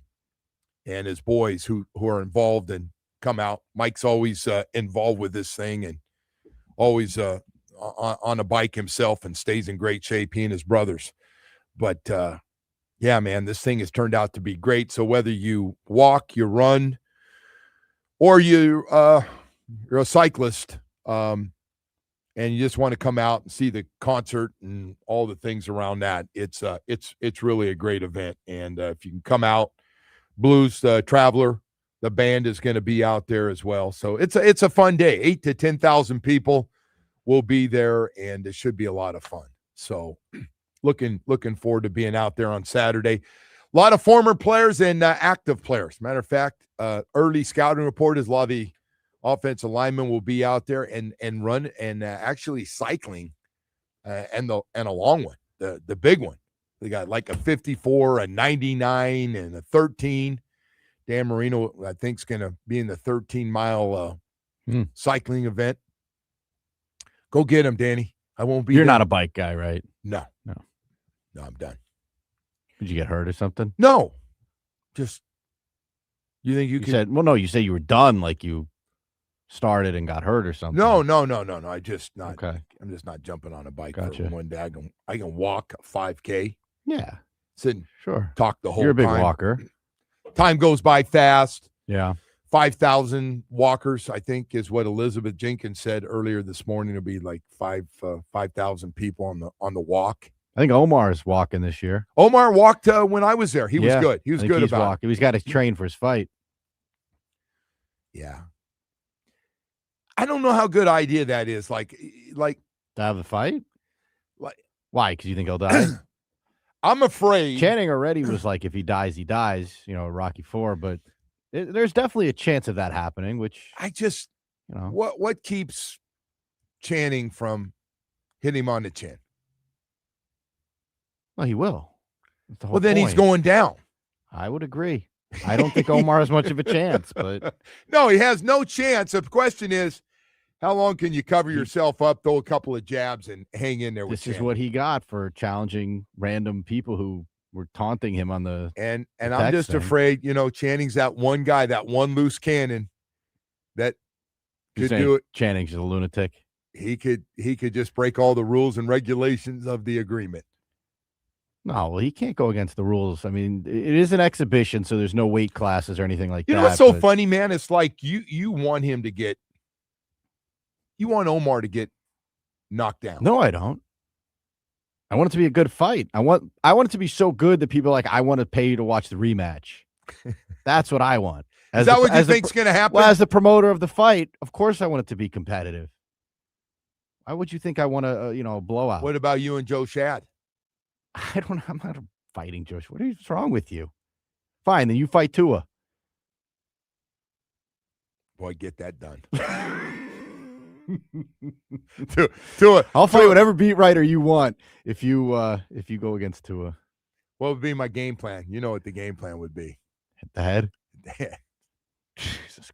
All right, You're a let's bad go. guy. See what you got now? You got me being mean. I just sort of say go to the body. That's all right. Yeah, Tua's go going, to the I body. don't fight old men. They're about ready to die. So you don't have to worry. Yeah, I'm sure that would be We'd have a very tough time getting that fight approved. Yeah. Because you're Mike Tyson's age, Don't and worry. he's injury prone. My wife would probably say it's probably a very good idea for you to Yeah. give that one a shot. Probably would not be not very Someone good. asked if you can ride a bike. Do you know how to ride a bike? I can ride. Of course, I can ride a bike. What do you mean, of course? I go on bikes. I just don't. You ride around the neighborhood? Yeah. Are you kidding? Right? I have no idea if you know how to ride a bike. I've never seen you do it. I've never asked you. You know what? Anything you can do, I can do. Okay. I don't know if I can ride a bike, to be quite honest. I haven't been on one in many years. A bike's something you can just get on and you go. That's what they say. You No, never that forget. truly Yep. is. But I haven't ridden a bike in many years. Well, listen, man, you're getting into all these sports with your kids, man. You better learn how to catch. You better learn how to throw and pitch and I can learn catch how a to baseball. hit. Can you hit a bat with one hand and throw it up and hit fly balls? Can you do that? You gotta learn how to do that too, man. That's big. Can you Haven't hit tried ground that balls one. with one and Yeah, just catch them? yeah, I think What do you so. mean? You think so? Yeah, probably. I hit in the cages when we go. Slow pitch. The little slow pitch softball action. Were you on a softball team? No, just for fun. Oh. I'm not on a softball team. Yeah. We got Someone said they had Tua going to Atlanta, 8 home games in a dome. The entire division is warm. You see who is that? Tampa Bay. Oh, you're right, New Orleans. Okay. Atlanta's rough too. You are curious, right? Without being mean here. Where he goes, of course. Yeah, I don't think he'll ever start again, but that's just my guess. I think too much goes into it. So they had this debate yesterday about Kyler Murray or Tua, who gets more starts next year. Kyler Murray can run around. We saw it first. He can take off. Now he's hurt, by the way. He seems to have a worse attitude than Tua, though. Yeah, Kyler He Murray seems like a real pain in the ass. May have to work on that. I mean, it's Yeah, going to be a hard to little bit. break at this point. But 28 years old, that he just hurt a lot. Mm-hmm. And then, by the way, he came back the last 3 games. He goes, I'm back, and they go, great. You're not going to quarterback. When Jacoby Brissett took the job the rest of the year, and Kyler's out. So I think they both start next year. They get starts. I don't know if they start the season, but I think Kyler Murray and Tua, because of the shortage. We're just talking about starting quarterbacks. What about somebody finding backup quarterbacks?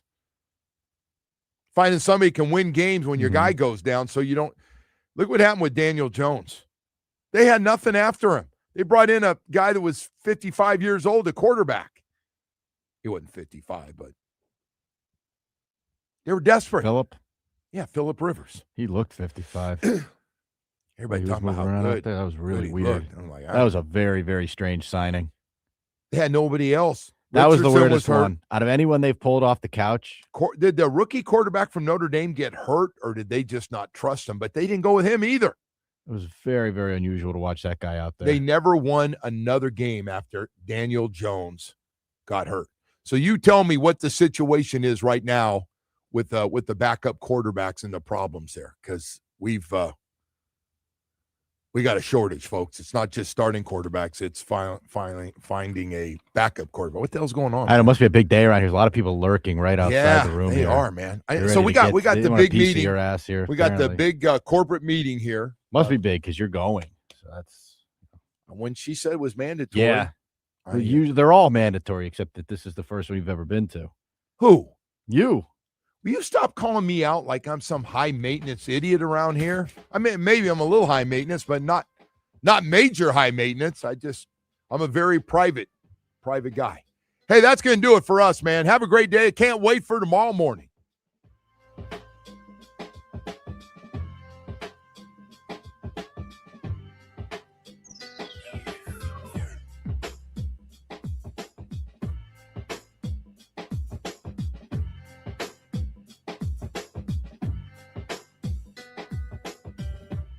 lucky 13 claims can grab